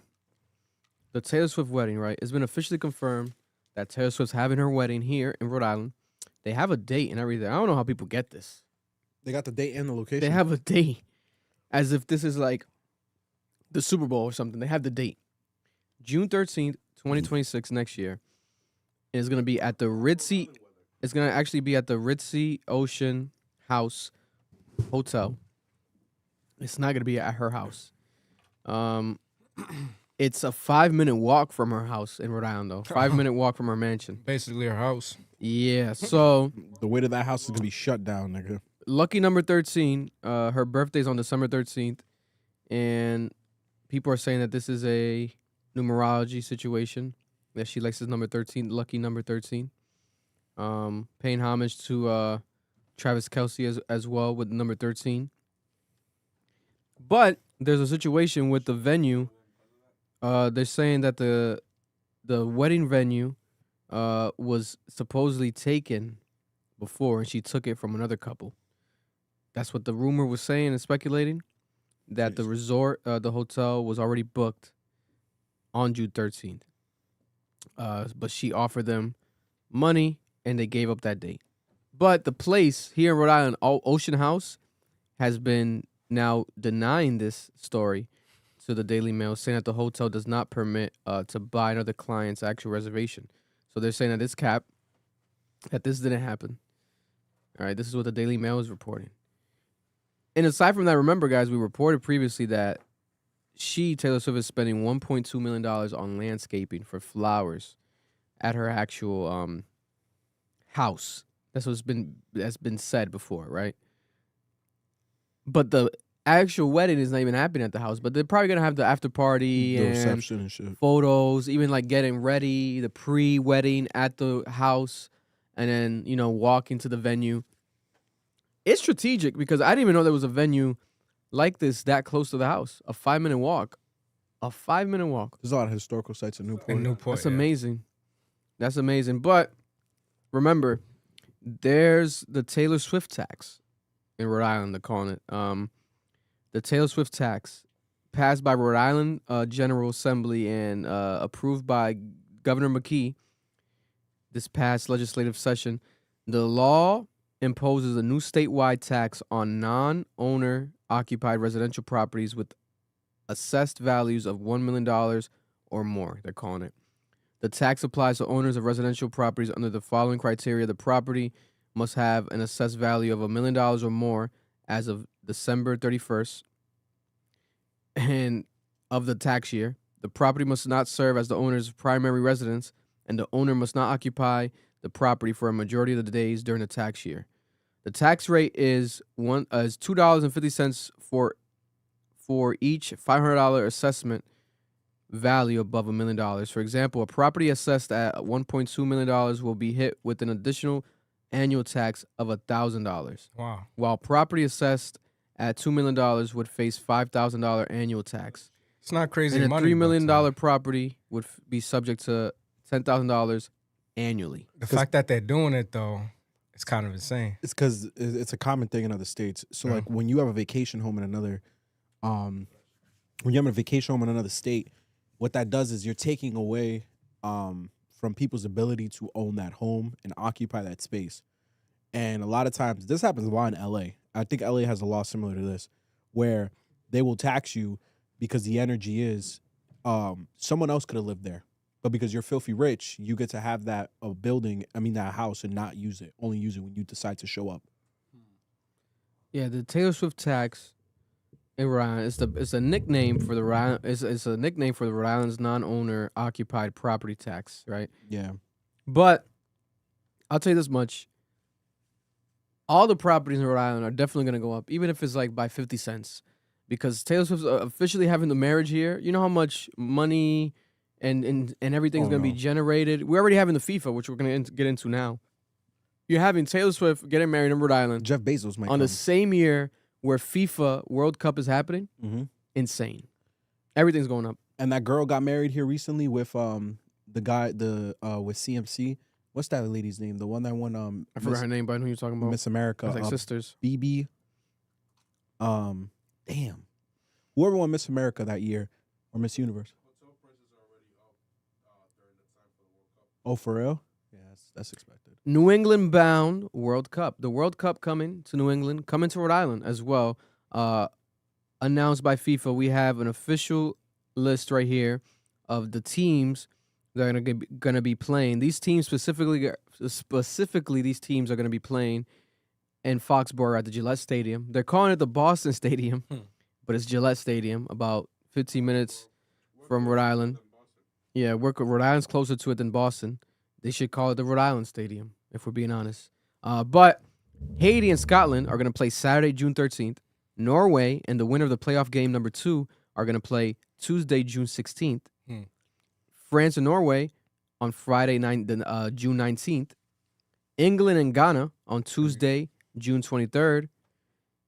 And Norway and France on Friday, June 26th. These are the early round selections. Other teams will also play in Foxborough if they survive the elimination for the FIFA. Cape Verdean sports leaders this past week visited Pawtucket to celebrate the 2026 World Cup.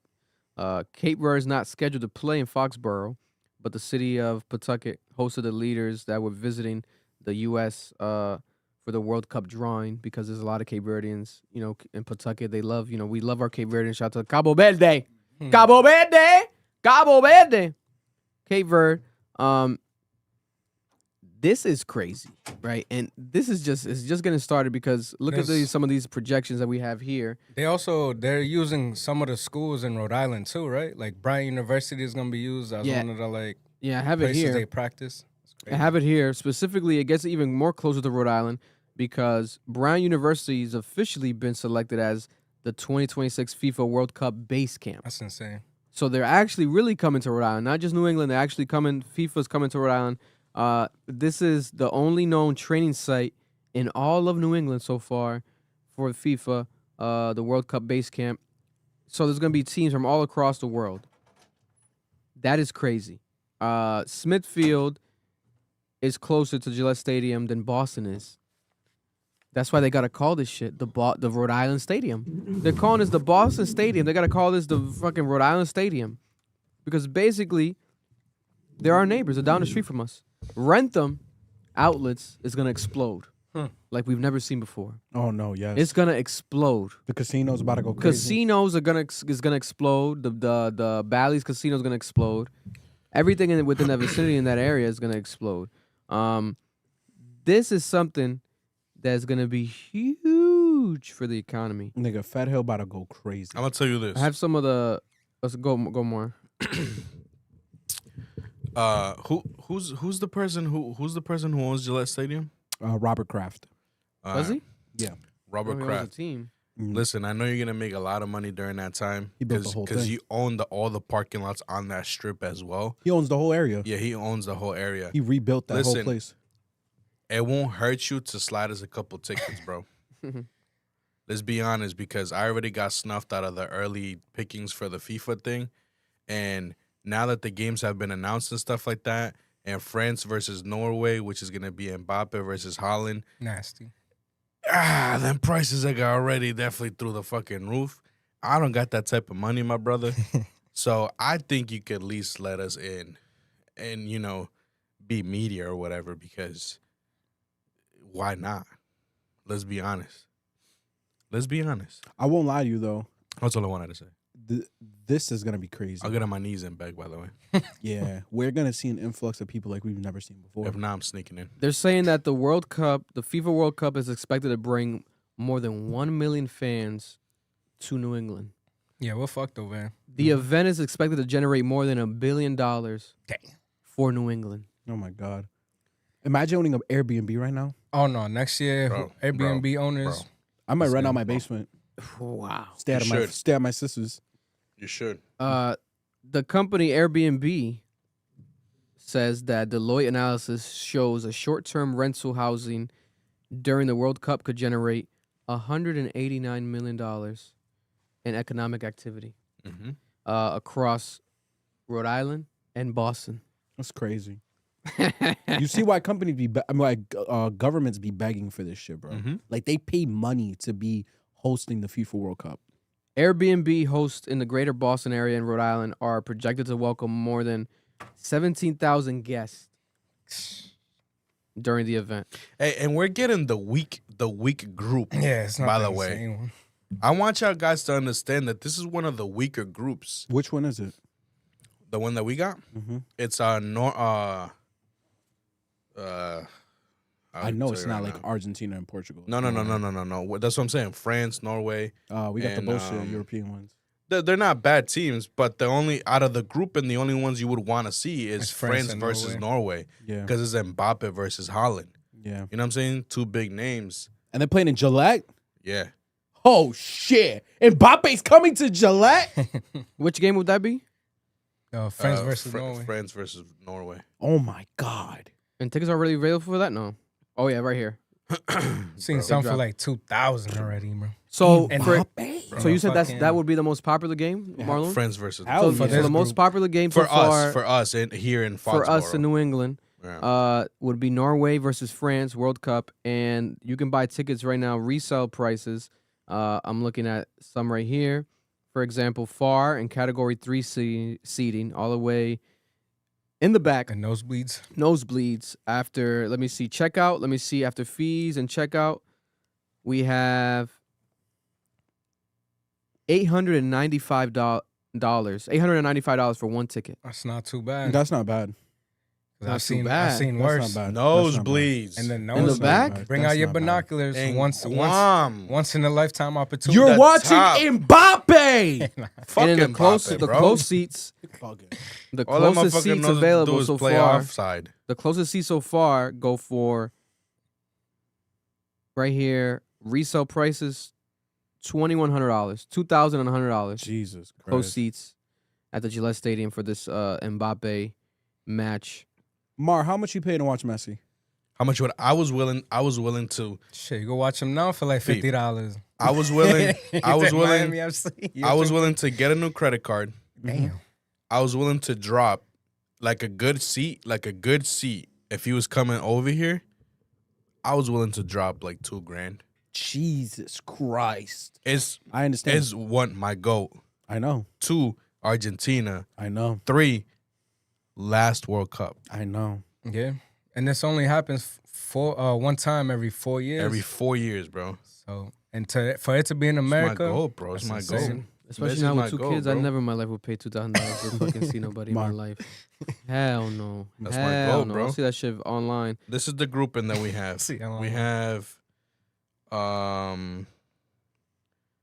France, Senegal, Norway, and then the winner of the playoff 2, which could either be Bolivia, Iraq, or wait, what? Sorry, hold up. Yeah, Bolivia,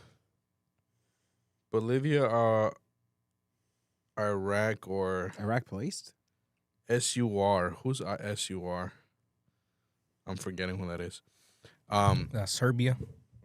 Nah, Serbia. That's I'm wild. Yeah. All I know is that you look in was this Houston? Mercedes Stadium. Where is this Mercedes Stadium? Atlanta, Georgia. Atlanta, Georgia, for example, to put into reference, Gillette Stadium has very expensive tickets because you go to Atlanta, Georgia for say Spain versus Cape Verde, we have ticket prices here for $300. I don't care about Cape and Verde, nosebleeds. Well, it's gonna go hard. A lot of Cape Verdeans gonna be there because their first time getting there. They're going crazy. People, Cape Verdeans all over the internet. I was ready to celebrate. It's definitely gonna go up. It's definitely gonna go up. Oh, yeah, it's still it's gonna 8 go up. months out, It's gonna 9 go months up. out. It's gonna go up. I think that stadium's a lot bigger too, so they could fit more people. Yeah, no, Mercedes Stadium is one of the biggest football stadiums. In But America. like for example, every time that there's a World Cup, there's they call it a death group. You know what I'm saying? And if you're looking at the grouping, there's really not a death group. Death group is like their ass. Death group is every single fucking team on that group is fucking deadly.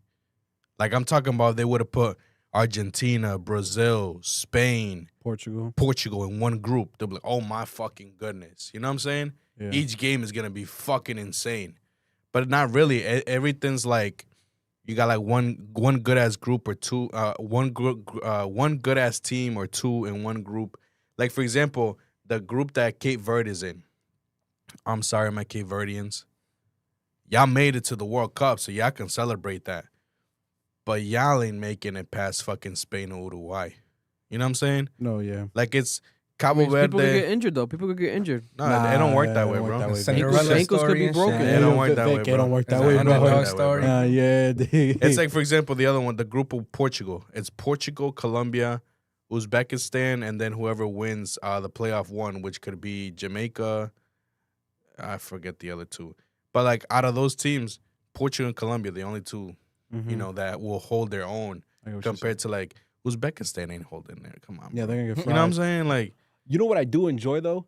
Like the teams you're naming off, we have a population for every group. Oh yeah, yeah. This might be the first time in like America, like history of like FIFA, that every single group is getting hit because it's in the U.S., bro. It's crazy when you think about it. Like, yeah. I can imagine ticket prices going crazy because the niggas are just gonna go down in those states to watch the games. Like all the Cape Verde niggas up here, they're going to Atlanta, bro. Without a doubt. 100%. And that's the thing. It's doable. Yeah, exactly. It's doable now. Exactly. We're gonna tap in. I'm gonna reach out, try to get media passes for the FIFA stuff happening. Even if it's like just at Brown University, because there's gonna be some stars at Brown University practicing. That's what I'm saying. They're playing some pickup games. We're gonna have France and Norway. We're gonna have Mbappe and And there's other like great French. Yeah, there's players. other. Yes. It's just the most known ones is what we're naming. See if we can interview them. There was 7 Providence College kids that overdosed over the weekend. Oh my god. Cops even found people on the lawn, passed out, overdosed. Makes sense. And 3 people have now been arrested tied to the overdosing. They're saying. Here we have Providence police arrested 3 people linked to the overdose. Several people over the weekend. Providence Police Narcotics and Organized Crime detectives began a follow-up investigation following the incident that happened. They were able to identify a suspect believed to have supplied the drugs to one of the people who allegedly overdosed here in Providence, Rhode Island. Detectives obtained a court-ordered authorized search warrant for an apartment on Hawkins Street in Providence. Upon executing the warrant, 3 people were arrested. The names and charges are below. Right here we have Angel Williams, 33 years old, charged with possession of multiple firearms after previously being convicted of crimes of violence, possession of multiple firearms while prohibited due to prior convictions, conspiracy to possess fentanyl with intent to deliver, committing a crime of violence while armed, possession with intent to deliver cocaine, possession with the intent to deliver fentanyl, possession of or control of a ghost gun or undetectable firearm, possession of a high-capacity magazines. Oh my god. And unlawful delivery of cocaine. They went to the school doing all this? This person's never going to jail. This person is never getting out of jail. Patrick Patterson, 32 years old, charged with multiple counts of committing a crime of violence while armed, conspiracy to possess fentanyl with the intent to deliver, possession of or control of ghost guns, possession of intent to deliver cocaine, possession with intent to deliver fentanyl, possession of firearms while prohibited, possession of high-capacity magazine. My God. Then we have Kim Sheree Simone, 33 years old, with possession or control of a ghost gun.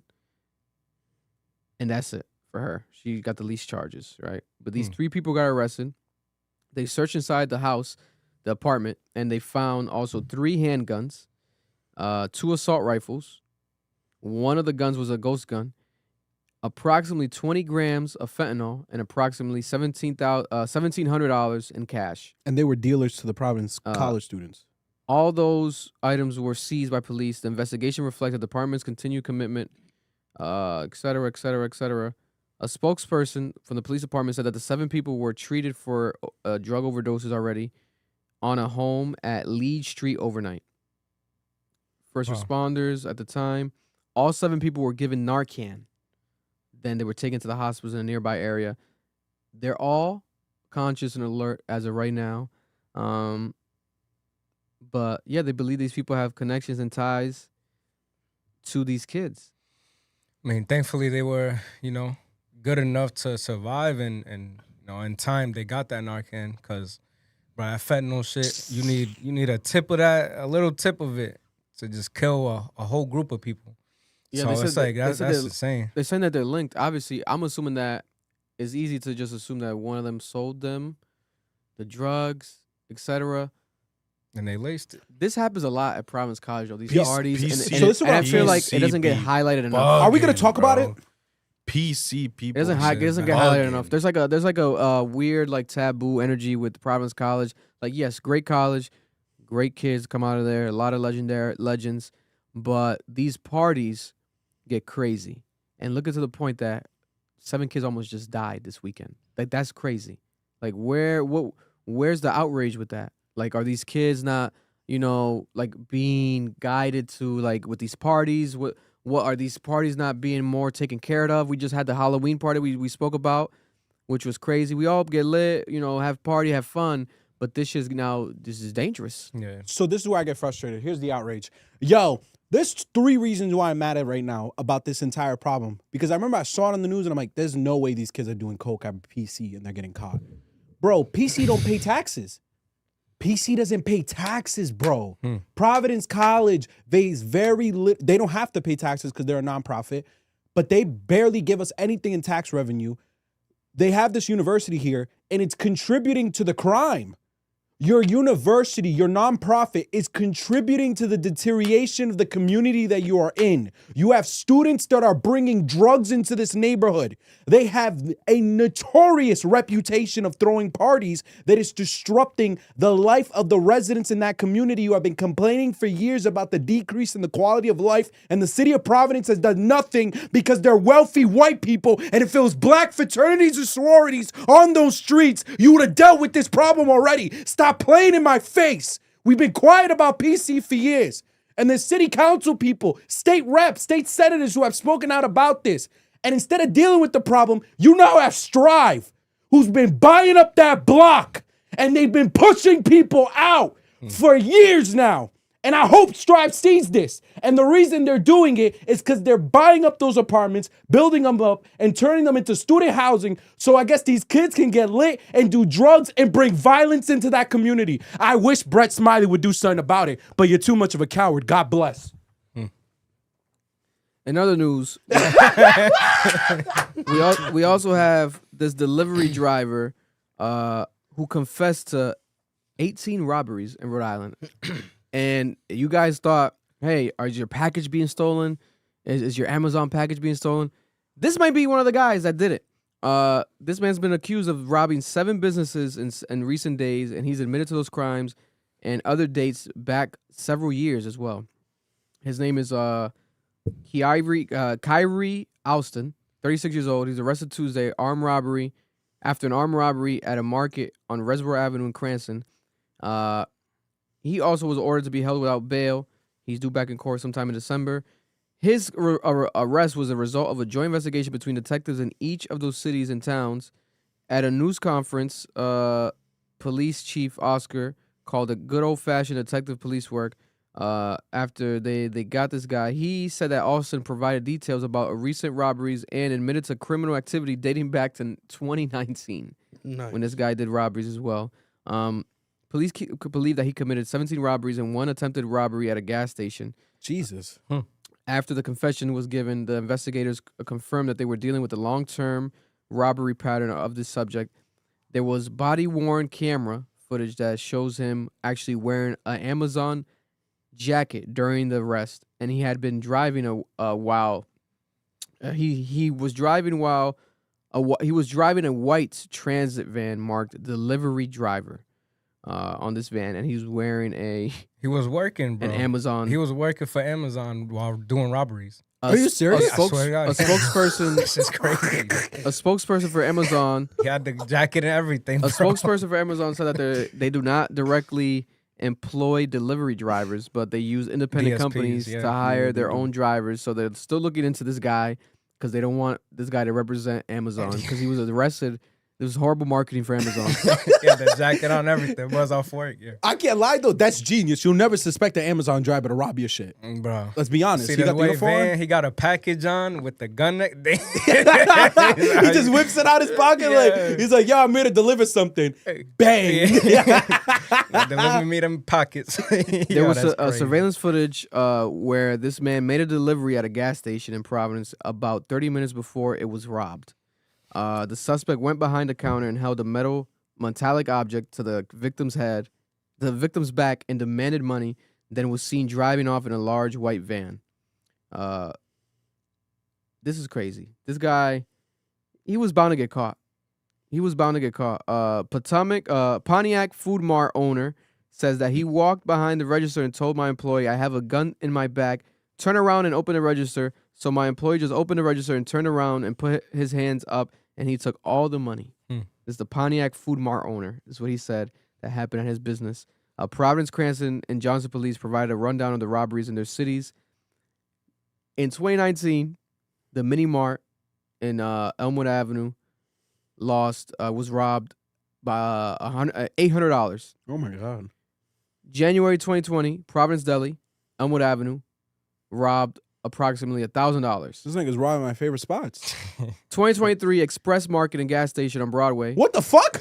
Robbed for about $200. They didn't have lettuce that week. Sam's Market and Gas Station on Admiral Street. That's my spot. Robbed for the most, almost $3,000. They got good hookah deals. Manton Gas and Lucky Star Gas, Manton Avenue, robbed for $2,290. You robbed the Manton gas station? Oh, you're with the shits. I'm finding suspicious that you've been at these places. Express Market and gas station on Broadway in 2024. This is the same location again. He came back 5 years later, $800 robbed. Oh my God. In 2025, this year, the United Wine and Spirits on Manton Avenue, approximate loss, none, but it was an assault with intent to rob. The Gulf gas station on Reservoir Avenue. What? Robbed for approximately $600 this year, November. This was last month.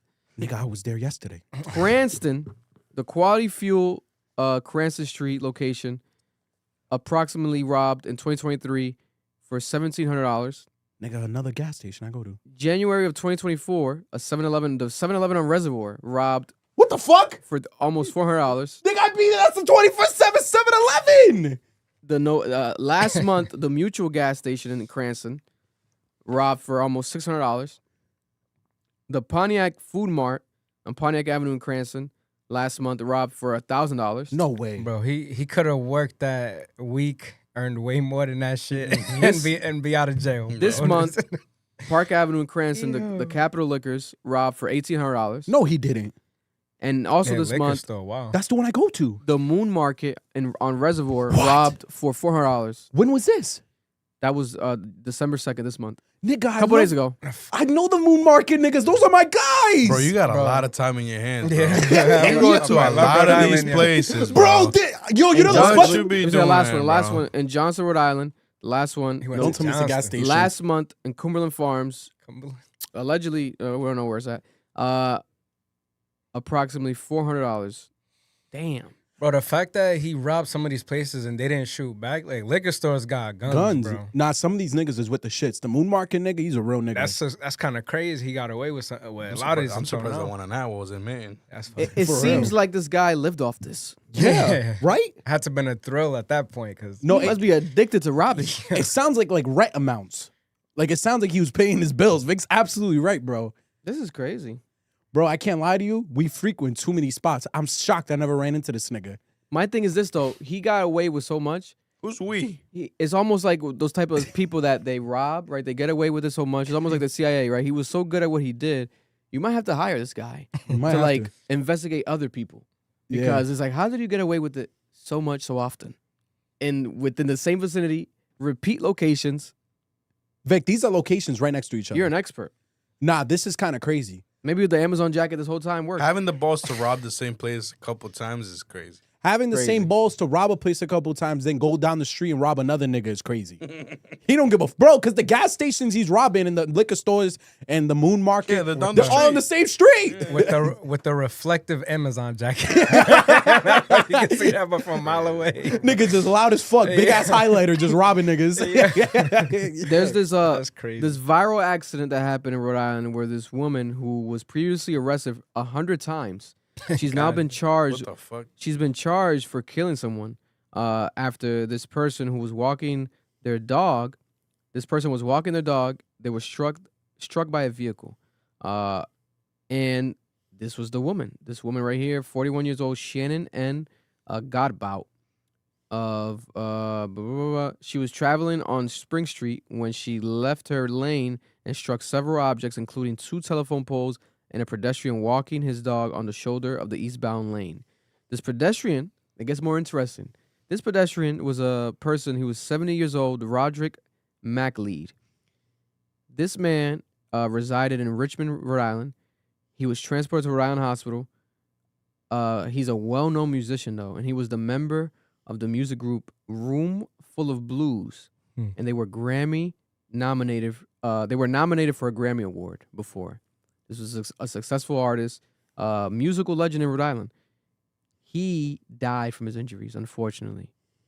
The accident is currently under investigation, but this woman is facing preliminary charges for the following criminal offenses: driving to endanger, resulting in death, and possession of narcotics. Schedule 1 and 2 with intent to distribute, third plus offense. She already has 100 arrests. It's crazy. She was on the street. Her You criminal gonna tell me that record wasn't enough, bro. Come on. Her criminal record includes over 100 arrests, including 8 of them being from the Hopkinton Police Department. 82 court warrants have been issued for her previously, and she's received 40 traffic citations, with 7 of them being issued by the Hopkinton Police. Safe to say this woman doesn't deserve to be behind a wheel. Facts, yeah.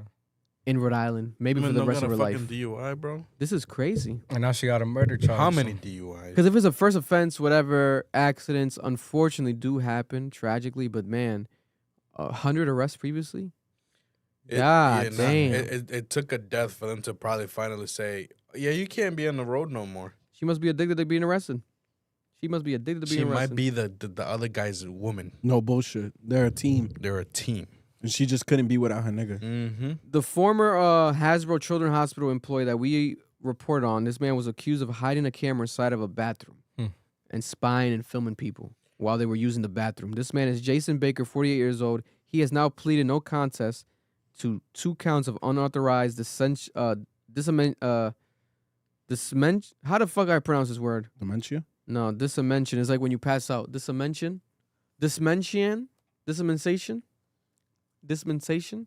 Dissemination. Dissemination. Dissemination. Dissemination. Isn't it like destroying? Let's say dissemination. Dissemination of indecent material. He was originally charged with 2 counts of a video of voyeurism, which is actually a felony. Police said that Baker placed a USB wall charger on a with a hidden camera on a locked staff bathroom, which is inaccessible to the public. The hidden camera was later found by a staff worker. The court records indicate that Baker was sentenced to 2 years probation in order to undergo mental health counseling, and he was told not to contact his victims or the hospital at all. Oh my God. So this hidden camera guy suspect gets 2 years probation. What? That's it. It's the guy we reported on, right? Yeah. Is this enough? Wow. I don't think it's enough. What did he film? Also, I feel like this needs to be more transparency with that because, shit, I've peed at Hasbro a lot. He might have me out there, got my dicky on camera. Just you know what I'm saying. Like, it could be people that out there, like, what did he capture? Was it Hasbro Children's Hospital he was doing it in? That's what I was gonna say. It Isn't says it a children's Hasbro's, hospital? Children's Hospital employee Wow. No, then the Fed should in a be staff involved. bathroom. Because if it's child pornography that he's recording, he should be charged for every single piece of child pornography. Staff bathroom though. He said it isn't a staff bathroom. So Staff bathroom. So staff bathroom. It would be employees only. Yeah. Yes, so there won't be Other kids. staff members. adults, maybe. I mean, maybe they But did maybe emergency like the thing bring is, a kid in patient too. could walk into there if Yeah. there's an emergency. A patient needs to use a bathroom. Take him to the staff bathroom, and now this weird fuck got You you on got some camera. shit. So that's possible too. That shit's just weird. There's a lot of weirdos in life, and this is one of them. But this man, 2 years That's why I don't probation. use public bathrooms, bro. 2 years probation. It's crazy. Listen, either But he I'm must following have a that good ass shit, bro. lawyer, or He's white. no, he's definitely he is white. 2 years probation, and he hid all them videos, bro. Yeah, then he delete all have the his- files. Maybe that's what it is. He delete all the files. Maybe he has a good attorney too, and he like, yo, we delete all the files. There's no evidence of this. Nah, My thing is, he's been doing it for 20 years. No way he had a computer that could hold all those files. hard drives and shit. Bro, That's a lot of- terabytes. Gotta be terabytes. bro. Terabytes and terabytes of hard drives, bro. He would need because it's been 25 years he's been recording. Well, I had the report. Damn, 20 Not years. only and that, 2 years. Of How do you know he probation. hasn't sold it? Yeah, You know what I'm saying? Like They come didn't do a reverse image search of any of this stuff. Like, nah, where are the feds? What are we doing here? Yeah, I don't have the years here, but I remember know when we that- first I reported. know this is Jason Baker. Did we report on someone else that had a hidden camera somewhere else or no? Yeah, I think so. At a college. college. That might be the one that was 20 plus years. Rick. Okay. At Rick. Oh yeah, might it be was that because one. remember you said your sister. Yeah, because she goes there, so she got the email Mm-hmm. as a student there. Yeah, so I think that's the guy. That's so this guy, I think is more recent. Still a weirdo, two weirdos. Yeah, One bro. of them was just a weirdo for a longer time. Unfortunately, this weird situation that happened. And lastly, the Conjuring House. Another weird story again. Another update. The drama with the Conjuring House keeps getting crazier and crazier. The Conjuring House has now led to a lawsuit against Jason Hawes, the ghost hunter celebrity. The homeowner's sister filed a lawsuit against multiple people, including the sci-fi star Jason Hawes, alleging her sister Jacqueline Nunez wasn't mentally competent when she handed over the rights to sell the famous home for at least $1.3 million. She's trying to say now, right? Trying to get it back.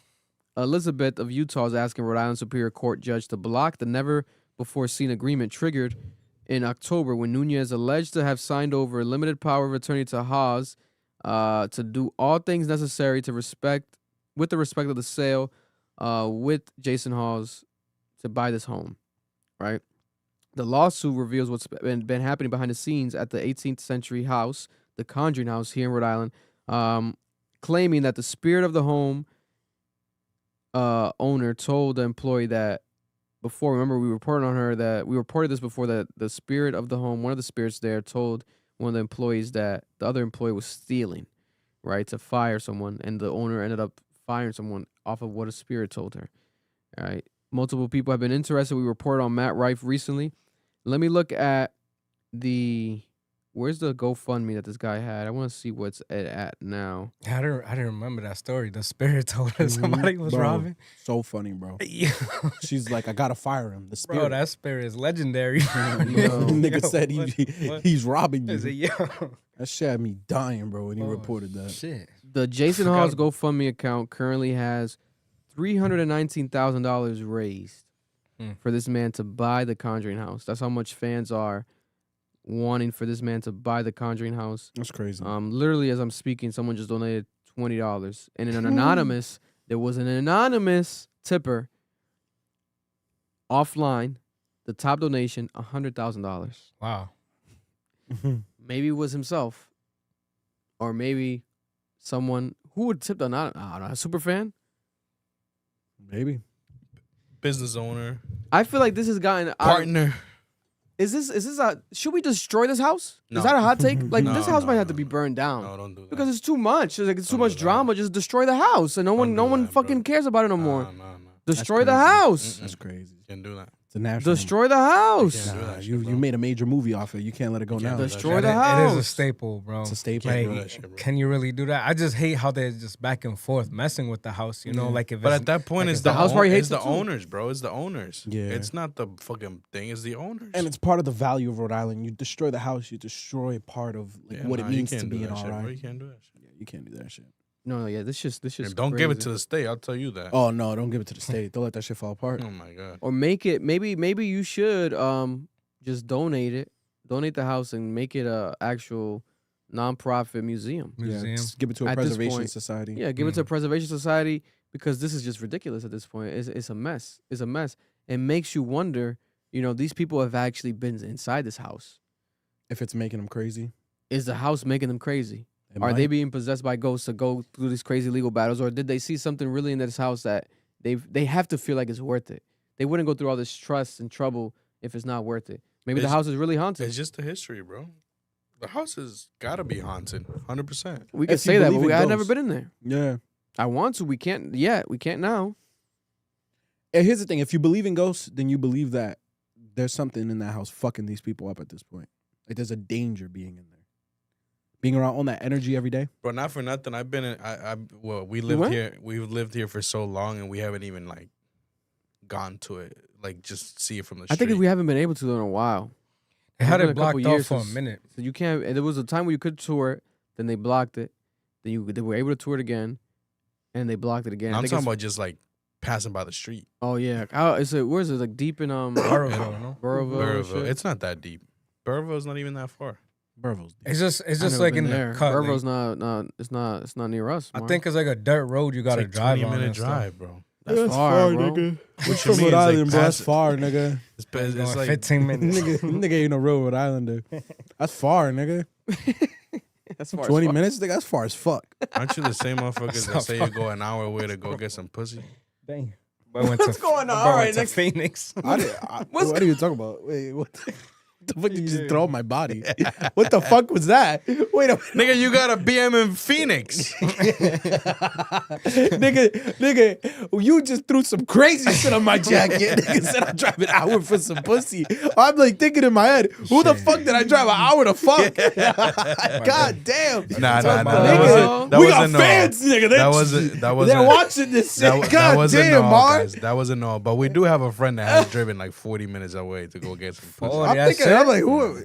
Damn, nigga. Niggas be on it. What the hell? What I the slept fuck? in that car before for some pussy. Oh, bro, tell you some. Wait, did I more, drive yeah. 40 minutes for some box? Ah, you see now you. And Now, on that 40 note, minutes is Boston, bro. You never drive to Boston. Take some You've down. clapped on cheeks that in note, Boston. we have the Supreme Court to review the Oh, FTC chair firing that Noel was going to talk about. Trump attacking Zelensky and RFK CDC appointed a board gears back vaccine recommendations. So, Just letting you breaking. know it's 12 o'clock. Oh, no, I'm going to bang this out so fast.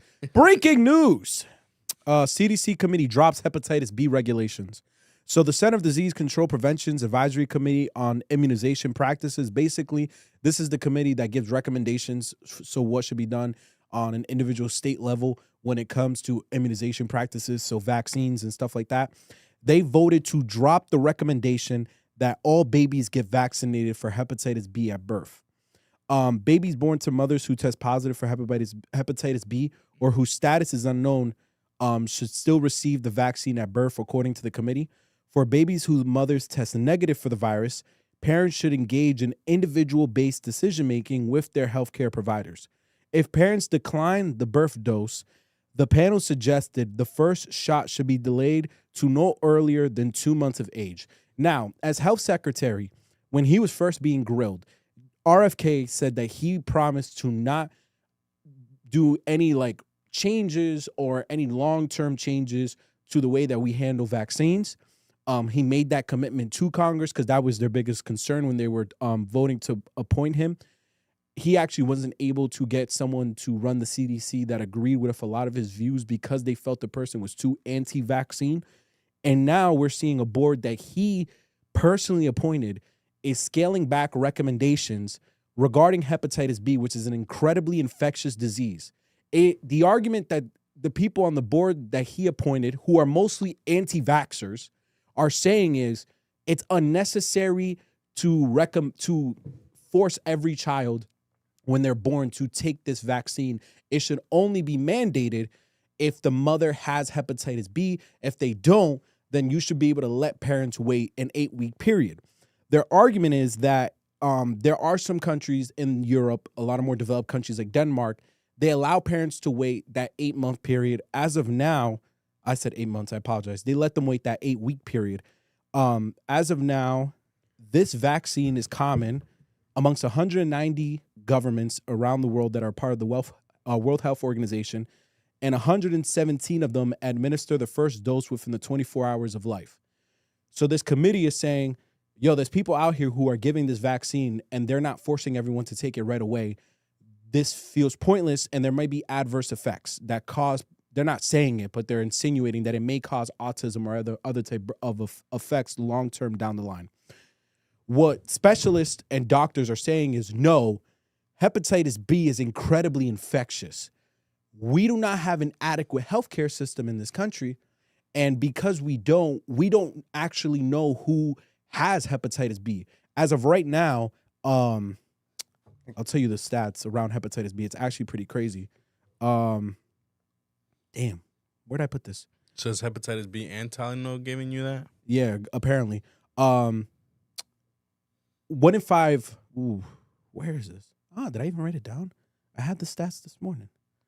I think I'm gonna have to skip this part about the stats. No. Is it how many people get hepatitis B? Oh, here it is. Each year in the United States, more than 7,000 infants are born to women who have hepatitis B. But nearly 1 in 5 pregnant women are not tested for the virus, and only about 1 in 3 women who test positive receive care, according to a report that was released. Children are especially vulnerable to hepatitis B. More than 90% of infants infected with the virus develop a chronic hepatitis B, which can lead to cirrhosis, liver failure, and liver cancer, compared with less than 5% of people who are infected as adults. Now, again, CDC recommendations by this board are not federally mandated. Like, they can't force the states to do it. Their recommendations specifically for healthcare providers, and this is what allows them to determine whether they're going to cover something or not. And this is something that has to be covered. Babies need the hepatitis B vaccine, because if you were to wait those 8 weeks to take the shot, you are putting that baby at risk, because that virus is easily transmittable. So even if both parents don't have it, if you have a friend come see your child after birth and your child does not have the hepatitis B shot, they can contract hepatitis B and they can die. And hepatitis B is one of those like diseases that just, they remain dormant. So unless you're actually testing yourself, you may not know. And Robert Kennedy put this entire board together of these anti-vaxxers that are just spewing nonsense. And they're saying, oh, if we force everyone to take it, it doesn't really have a drop in the amount of people contracting the hepatitis disease. And that's just not factually true. And their arguing is like, oh, we're just putting more babies at risk of getting like autism or some form of condition later down the line. That's also not scientifically proven yet. So a lot of this is just emotion. And what the science is telling us is we don't have a good enough healthcare system to screen who has hepatitis B. We don't have a good enough healthcare system to protect these babies for 8 weeks when they're being exposed to general society from contracting the condition. The only safeguard we have for these babies during this period of time is this vaccine, and that's why we give it the first 24 hours of life that they're on this earth. My question to you guys is, are you concerned? Like, as our Robert F. Kennedy continues with his thing, do you think he's going to scale back more vaccine requirements? And does that concern you in any way, especially with Vic being a newer father?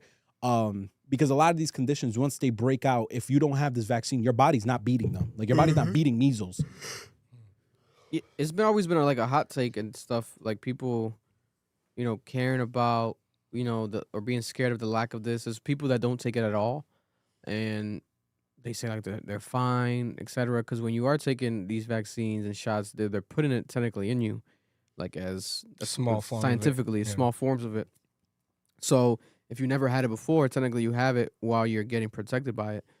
But I don't know. I'm always mixed on it, because doctors, they're very aggressive with it too. If you ever go to an appointment and they mention it, like, you're like, you sure? You don't want it? Like, you sure? And because of the dangers around it's the dangers around it, right? But even in the way that they're aggressive about it, sometimes it's like, wait a minute, what the fuck? I don't. Like, you feel like it's almost like, are you forced? But you're not forced. But the energy makes it seem like as if it's forced, right? So it's always I think, gonna be an issue no matter what, unless things change, unless they make it where it is forced. Where I think in a school, like to attend like public school, you need to have like you need some that are mandatory, yes. Right? And there's kids that can't go and have not gone. Some people get homeschooled because they defer. They don't want to do that. Their parents don't want them to take that. So that's where it gets complicated. Would I ever be to that extreme? No. If it's mandatory for my child, then public school system that he's in, I'll do it. I'll do it for them. But I don't know. Robert F. Kennedy's always been one of the people that have been spoken about it the most. Yeah. For years. And to now have him in a position where he's able to actually make changes, it gets scary because he's very confident in what he says, etc. But a lot of this shit feels conspiracy theory vibes because he's not a researcher, but he has books behind this. He's done. He's had. What was the main book that people spoke about? The COVID book. What was it called again? I forgot the name of it. I don't remember the name of the book, but It was a COVID-19 book, no, or some shit like that. The vaccine book. It was a vaccine book, and the data I'm glad you brought this up because this leads to the final point about this. That book you're talking about refers a lot to a case study that was done by David Geer. Geer was a part of the CDC, and he actually had access to a database. It is the Vaccine Safety Data Link, and it's basically a database that has a collection of health and hospital records for a bunch of for individuals across the country, including like millions of children. And he conducted this study, and he basically tried to make the argument that there is a link between vaccines and autism. And Robert Kennedy took that case study and he wrote a book about it off of this case study, making his case for why we need to revolutionize the healthcare field because of the autism that this person had been able to discover that was a consistent thing in these cases. The issue is the case study that he did got debunked. And this guy actually got fined $10,000 for misusing that data. He wasn't allowed to use it the way he was using it. He was using it in secret. When the government finally caught him, they fined him, and he only retained his job because of a whistleblower law. Currently, Robert Kennedy has access to that data. And he appointed that dude David back in a position where he can now study the data and create a new case to see if there is in fact a link between autism and vaccines, because he now has access to millions of Americans' records for the last 2-3 decades. This is my issue. Let's say he's wrong. Let's say he does the case and it's wrong. He can't prove it. Like the first time when he tried to prove it and the data was off. Are you really going to scale back vaccines and expose an entire population of individuals to diseases that have wiped out our ancestors for years? Off of your guess? That's my thing. It's there's so much data saying no, so many studies saying no. You now have access to all this data that you're claiming is holding the truth. You're claiming that people have been hiding. If you can't prove it with this data, you've just risked us in a crazy situation if you start scaling back vaccines before you're able to make your case. That's all I'm saying. And that's my biggest concern. Yeah, bro. I mean, I believe that the COVID-19 vaccine definitely scared the shit out of everybody. Yeah. And you know, how they're right away they made a vaccine for something that hasn't really been that prominent of a virus. It's here, take it. That's it. You could take it and you're good. But these viruses that we already been taking vaccines for, they're already true into the system. This has been tested. This has been, been worked on for many years where we need this. We've seen that it helps. And, unfortunately, maybe there are some side effects. Of course, there's some side effects to it, but we don't know exactly what those side effects are. So for you to be okay, because of the COVID-19 thing that happened, now everybody questioning the vaccines and stuff, now we got to question every other virus that has happened to us before.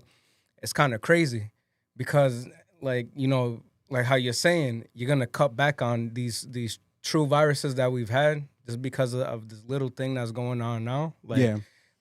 You are putting a lot of people at risk. It's crazy. A lot of these youth at risk, really, the next generation to come. Yeah, because even if we can beat these major diseases like syphilis, smallpox, measles, these babies and these kids can't. They're going to get fried off the face of the earth. So it's definitely just a concern. And the idea of just have a strong enough immune system. We don't even have guaranteed health care. Yeah. This just sounds like a real great way to kill black and brown people, don't it? Especially poor black and brown people. Because it's such a privilege to say, oh, yeah, if I get sick, I'll just go to the doctors. Yo, I don't have health care. And the Republicans are making sure of that one. So I can't buy this. You're not going to take away vaccines and then not guarantee health care. You're going to have to give up something. So we'll see what happens. Next thing. That's crazy. Crazy, I know, and it was all over the news. People were going crazy over it. Breaking news, why do I forget the name of this? The Supreme Court of the United States is going to review an FTC firing. This is actually major. So we've actually reported on this. Back in March, President Trump fired the Federal Trade Commissioner, Rebecca Slaughter, because he stated that her continued service was inconsistent with the administration's priorities. Essentially, as the FTC commissioner, she was pushing back on a lot of Trump's policies. However, federal law, specifically the Federal Trades Act Committee of 1914, states that the president can only openly remove an FTC commissioner for inefficiency, neglect of duty, or malfeasance in office. So, if you guys remember, this was regarding the CBS issue. Mm-hmm. He was pushing back against the FTC, and some of the comments they were making. This is one of the people that he felt like needed to go because of the outcry that they were making. Slaughter is a Democrat who was originally appointed by Donald Trump during his first term and reappointed by President Joe Biden. And she sued to challenge his dismissal, arguing it was unlawful because the president failed to offer a statutory cause, as according to the law. A lower court ended up ruling in her favor. Reports are coming out that the Supreme Court is going to review this case and that they're going to rule in favor of Trump because they feel the lower court made a bad legal argument. If the court reviews the ruling, the court could overturn a 1935 Supreme Court ruling called Humphrey's Executor versus the United States. This is something we previously reported on, which upheld these restrictions on the president's power to fire FTC members. The reason why this is so important is because these are the type of regulatory committees, the FTC, the Federal Reserve, these type of committees and agencies exist because they're designed to overlook the executive branch, overlook general business decisions, government decisions, and they usually have a term that is longer than the president's because they're supposed to be above politics. So they're not doing things on a political level. They're doing it, are you following the letter of the law? Are you doing things that are aligning with the mission statement of the agency? Like, for example, the Federal Reserve, the head of the Fed, who right now is Chairman Powell. Chairman Powell does not do things because President Trump tells him to or Congress. He does it because he has a responsibility according to the charter that runs the Federal Reserve. If the Supreme Court rules in Trump's favor here, this could open the door of him having more power as the president and even firing people that are in positions to regulate general society and the government. My question to you guys is, hearing this, are you concerned with, the power that the president is getting? Do you feel like Donald Trump is getting more power? And do you think the Supreme Court is playing a role in that? Because every time we hear Trump getting challenged, I come here and I say, oh, well, the Supreme Court ruled in his favor. I mean, he only keeps getting bigger and bigger. Like, that's on a bigger scale, more intricate. But when small things like to me matter. Like when we spoke about him saying, "Hey, we need Rush Hour 4," and then they make Rush Hour 4. That to me shows you like this is a different level. Yeah, because it's not just like, oh, we thought it was a good idea. It's not. It sounds like a demand. You have to start from scratch. It wasn't written. Yeah. It's not like it was an idea. Like, they start from scratch just because Trump thought about the idea. So when someone is that influential and that powerful, this is now crazy territory. Yeah. It's crazy territory because I doubt if Obama was like, hey, we should make Rush Hour 4 or we should make Fast and Furious, whatever, the next one, it wouldn't be put into place. They'll probably think about it. But to actually greenlight it that fast, days after Trump said it, was insane. Yeah. You have two competitors coming together, WB and Paramount and all that stuff, and it's insane. And which could lead to the Netflix deal not happening. I think Trump could push some buttons and make some calls. At that point, too, what is our government then? Yeah. Like, what's the point of having, all these pieces around that, makes these rules or makes these like say yes or no on a presidential like thing. Like if we're just gonna give him the power not to just do whatever he wants and whenever he can, then what's the point of all the government that the United States have? Like I thought that's what we stood on is like, questioning the high power and making sure that he's doing or they're doing what they're supposed to do for the people. Yeah. It's Look at this. As I was saying this, David Ellison, Larry Ellison's son, the billionaire, $277 billion. The billionaire's son, David Ellison, allegedly offered assurances to the Trump administration officials that if he bought Warner Brothers, he would make major changes to CNN for them. He's also the owner of Paramount. That's insane that he said that. That's disgusting. That's disgusting. And this is my point. If I remember, let me just make sure before I misspeak here, because this is what I mean. FTC's job. Wow. It's going to be no more separation of power, bro. It's going to be just... We're going to see a report. Donald Trump wants the Club Mission podcast to be terminated from YouTube. He spoke to Susan, the YouTube CEO, on text. So Trump? So this is what I mean. Damn, Trump. The role of the FTC, which is the job that this woman was fired from, is to deal with acquisition between major companies. So they deal with antitrust laws and mergers. The fact that this guy's openly saying that after she was fired, like she was fired in March, she's challenging him in court, and now the Supreme Court's coming out and saying, well, we're going to rule in Trump because Trump was right in firing her.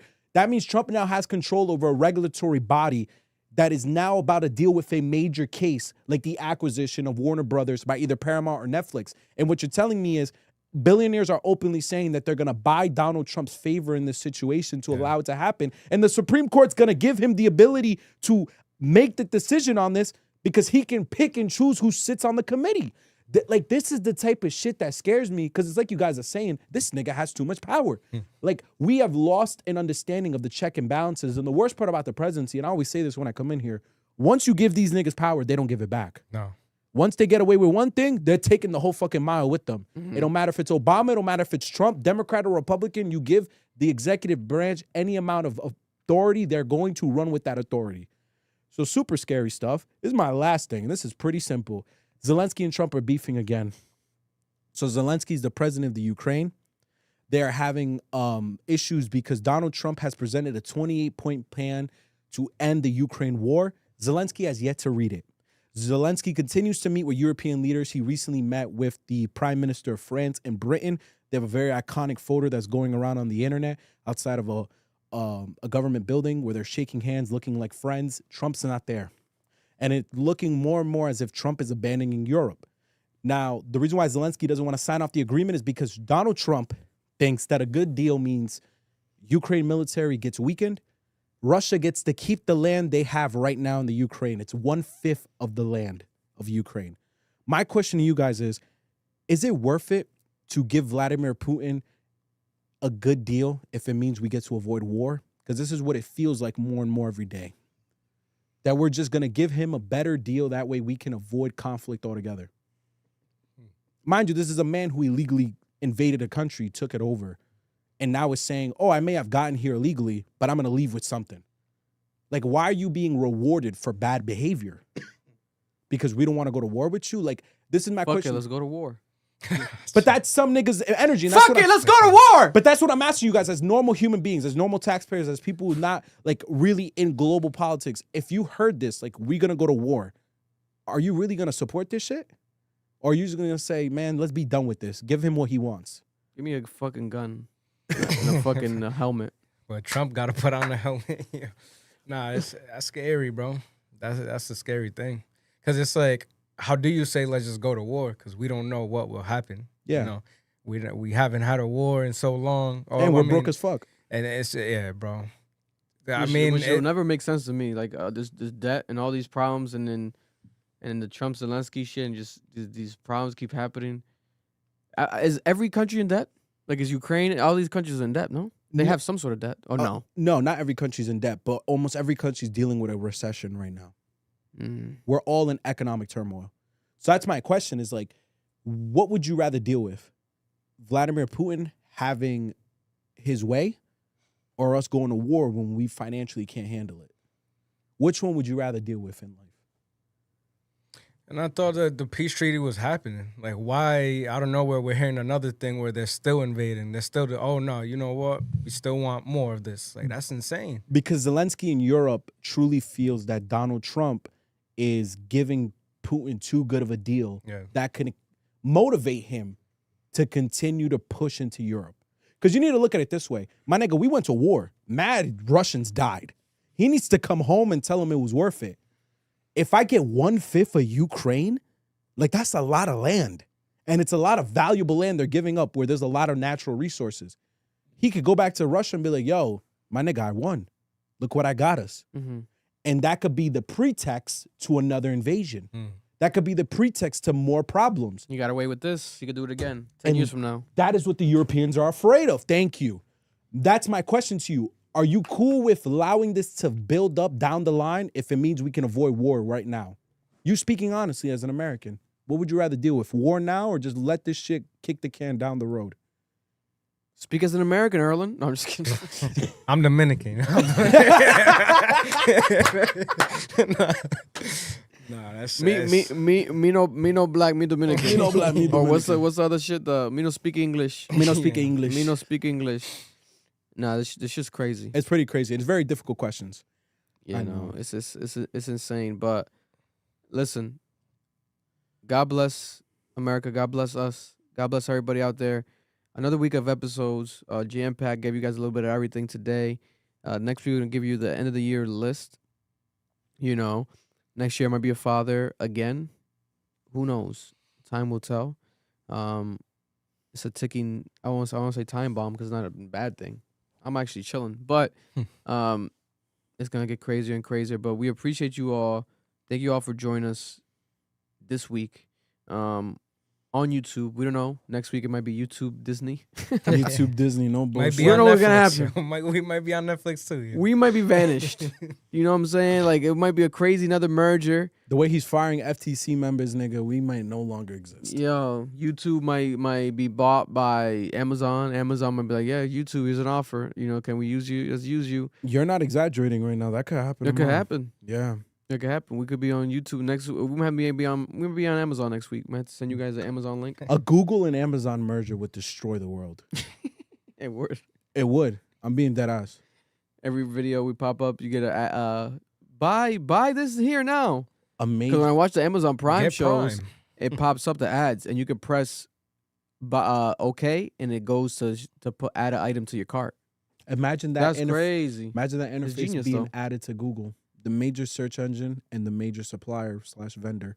That's crazy. Under one house, they'll destroy the world. That's the future of all this shit. TikTok, etc. TikTok shop. It'll be to the point where you watch a video and like they press on the video somewhere, and instead of like at the bottom, it'll be on the video screen, and it adds it to your cart, and you just buy the shit right away, and you still watch the video. It doesn't end the video. You know what that reminds me of? That movie with that guy from the movie where he goes in the future, and everyone's fucking like dumb as hell.